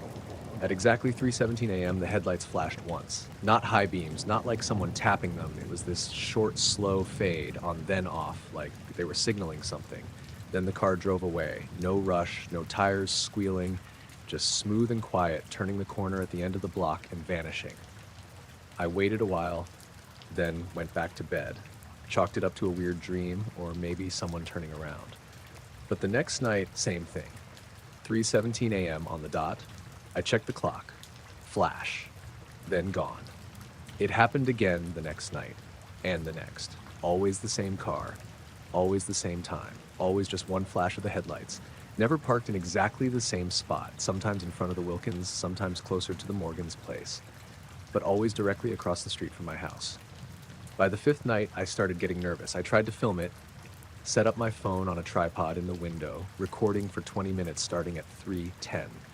When I reviewed the footage the next morning, the car wasn't there, just empty street. But I'd seen it. I stood there and watched it. I even waved at it once. No reaction. I started asking around the neighborhood.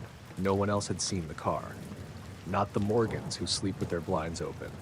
Not old Mr. Harrington across the street, who said his dog barks if a leaf blows past the driveway. Even my wife didn't believe me.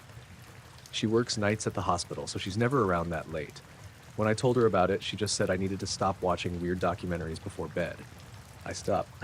I stopped walking Benny after midnight. Started doing it earlier, just after dinner. I kept checking the window, though. Night after night, the car came back. Always at 3:17. Always one flash. Always gone by the time I reached the door. I tried calling the non-emergency line once just to report a suspicious vehicle. Gave them the time, the make and model as best I could, the pattern. They said they'd send a cruiser through the area. I don't know if they ever did. Nothing changed. Then, about a week into this, I stayed up late and waited outside on the porch. I kept all the lights off and stood behind the column so I wouldn't be seen from the road. Benny was inside, pacing. He didn't like it when I was out of sight lately.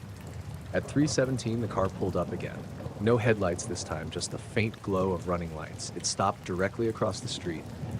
Engines stayed on. I couldn't see inside. The windows were too dark. I remember it didn't look dusty or weathered, just clean, like overly clean. No license plate on the front.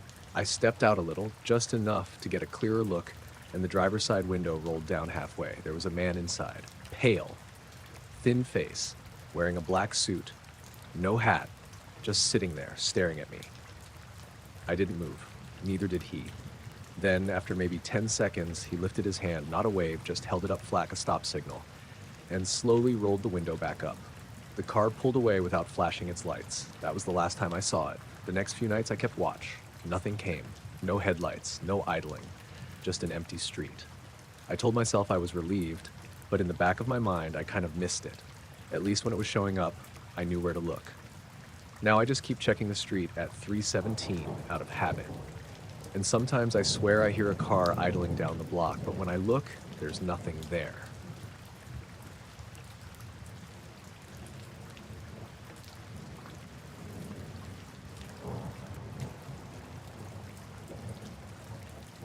The clearing was silent except for the faint hum of cicadas and the rustle of dry leaves. I'd been out there since dawn, walking the perimeter, taking notes on the bear activity around this part of the forest. It was late September in northern Minnesota, and the air had that crisp edge that meant fall was creeping in but hadn't quite settled yet. I was used to the quiet, but that morning felt different, like something had shifted. I was about to pack up and head back to the research station when I noticed something strange in the clearing. A series of perfectly round scorch marks in the dirt, arranged in an odd pattern. They were about 2 feet across each, maybe 6 or 7 of them in a rough circle about 15 feet in diameter. The marks were deeply embedded in the earth, the soil beneath blackened and cracked, but oddly no trees or plants seemed to have been affected around the edges. No branches snapped, no leaves burned, just those scorch marks, clean and symmetrical, like someone had pressed a giant hot cookie cutter into the ground. I stared at them for a while, trying to figure out if it was some kind of natural phenomenon, but it didn't make sense. Nothing I'd ever read about or seen in the field matched those marks. I circled them slowly, checking for tracks or anything else. No footprints, no tire marks, no signs of campfire or human activity. Just the scorched earth. I took photos, made sketches, and took samples of the soil. I flagged the location on my GPS and radioed back to the station with a brief description. The team thought it might be some kind of lightning strike or an animal marking territory, but the shape and symmetry didn't fit. The forest that day was quiet, too quiet, and I felt like I was being watched. I kept looking over my shoulder, but there was nothing there. A few days later, just after lunch, there was a knock on the station's door. It was one of those old research cabins, nothing fancy. Wood walls, a small kitchen, a single room where I did my work. I wasn't expecting visitors, so I opened the door cautiously. A man was standing there, tall, wearing a plain black suit that looked out of place in the middle of the woods. No badge, no name tag, nothing identifying him. His eyes were dark and steady, and when he spoke, his voice was flat but calm. "I'm interested in patterns in non-human behavior," he said. That was it. No small talk, no introduction, just that line. I blinked, trying to place him, but he hadn't mentioned any agency or reason for being there. I told him about the scorch marks, showed him the photos on my camera. He looked at them closely but didn't react much. Then he asked detailed questions about my work, the animals I tracked, the data I collected, stuff that seemed oddly specific but not threatening. I found myself getting nervous, the way he moved, how his gaze didn't waver, like he was analyzing every word, every reaction. He didn't ask for directions or how to get to the clearing, but somehow he knew exactly where it was. I offered to take him there, partly because I wanted to get him out of the cabin and partly to see if he'd reveal anything. He declined politely, saying he had his own methods. He stayed for almost an hour, then left without another word. I watched him walk away through the trees, his steps almost too quiet for the soft forest floor. After he left, I double-checked my equipment, my locks, everything. Nothing was missing, but the feeling that something wasn't right lingered. In the days that followed, the scorch marks kept showing up in my mind. The silence of that clearing, the man's unnerving calm, the way he seemed to know things without asking. I kept going back to the clearing when I could, always looking for changes, new marks, anything unusual, but nothing ever appeared again. Still, some nights, when the wind rustled the trees just right, I swear I can hear a low hum, not like any animal or machine I know, just a faint vibration under the skin of the forest. I never saw the man again. No calls, no messages, just that one visit and a feeling that whatever was out there wasn't interested in me, but it was watching.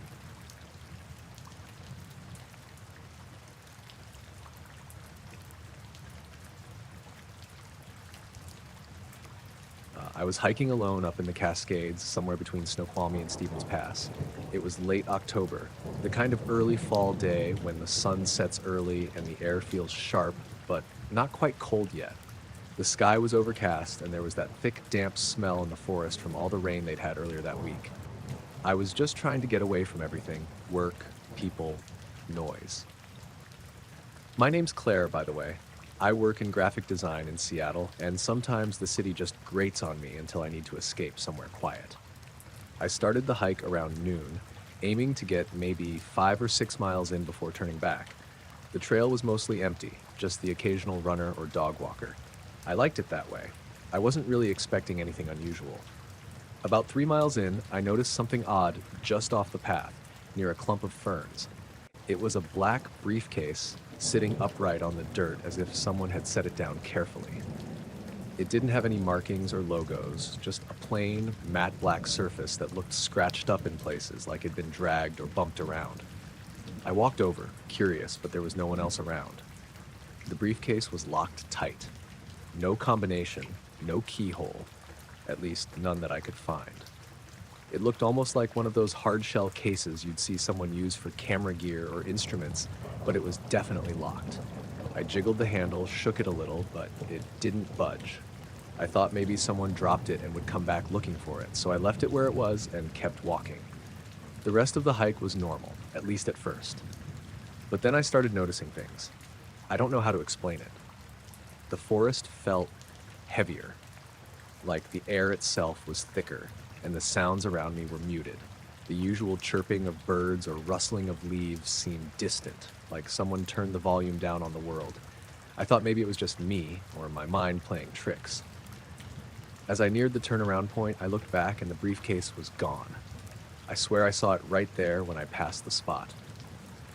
I stopped and looked around, but there was no sign of it, no footprints, no crushed ferns, nothing. It was just gone. I thought I must be tired or stressed, so I shrugged it off and started heading back. The next few days were weird too. I kept feeling like someone was watching me, but whenever I looked, there was no one. My phone battery would drain faster than normal. I'd get static on calls or the screen would flicker for a second. Little things, but enough to make me nervous. One afternoon, a few days after the hike, I decided to go back to the trailhead, just to clear my head. I parked my car and was walking down the path when I noticed a man standing near the edge of the parking lot. He was wearing a black suit, plain and clean, and a black tie. His hair was short, dark, and neatly combed, but what really caught me was his eyes. They were hollow. Not the kind of tired eyes you see at the end of a long day, but like empty sockets, like there was nothing behind them.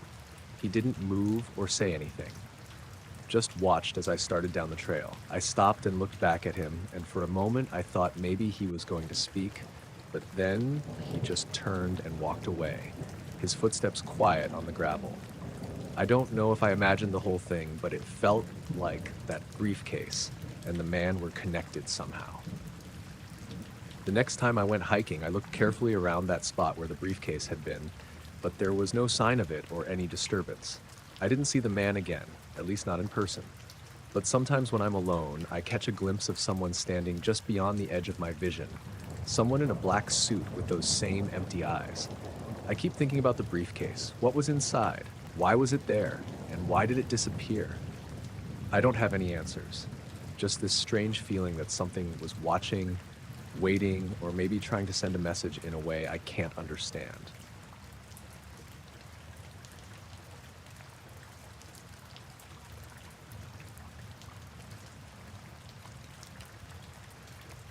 I was out by myself on the edge of Devil's Ridge, a little spot I'd found a couple of years ago while hiking near Flagstaff, Arizona. I'd gone there to take pictures of the stars. The sky's so clear out there, away from all the city lights. It was late September, and the air had that dry, crisp feeling. I remember it being colder than I expected once the sun dipped below the horizon. I had my camera gear with me, a tripod, a couple of lenses, and my phone. I set everything up about an hour after sunset, just in time for the Milky Way to start showing. The place was silent, except for the occasional whistle of wind through the scrub and pine needles. I was focusing on capturing the stars, adjusting the aperture, checking my exposure, all that stuff. The sky was stunning, dark and full of stars, just as I'd hoped. Then I noticed something out of the corner of my eye on the ridge across the little valley. There was a figure standing there, completely still, like a statue. It was on a narrow outcrop of rock silhouetted against the stars, and it was dressed all in black. I couldn't see any features, just a shape that didn't move or blink. I figured it had to be someone else out there, maybe a late-night hiker or a photographer like me. But I hadn't heard any voices or footsteps, and the spot was pretty remote. I called out softly, "Hey, you okay over there?" The figure didn't move or respond. I tried again, a little louder. Still nothing. Then, just like that, it vanished. Not walked away or hidden behind a tree, but just gone. Like someone switched it off. I blinked and looked twice, but there was nothing there.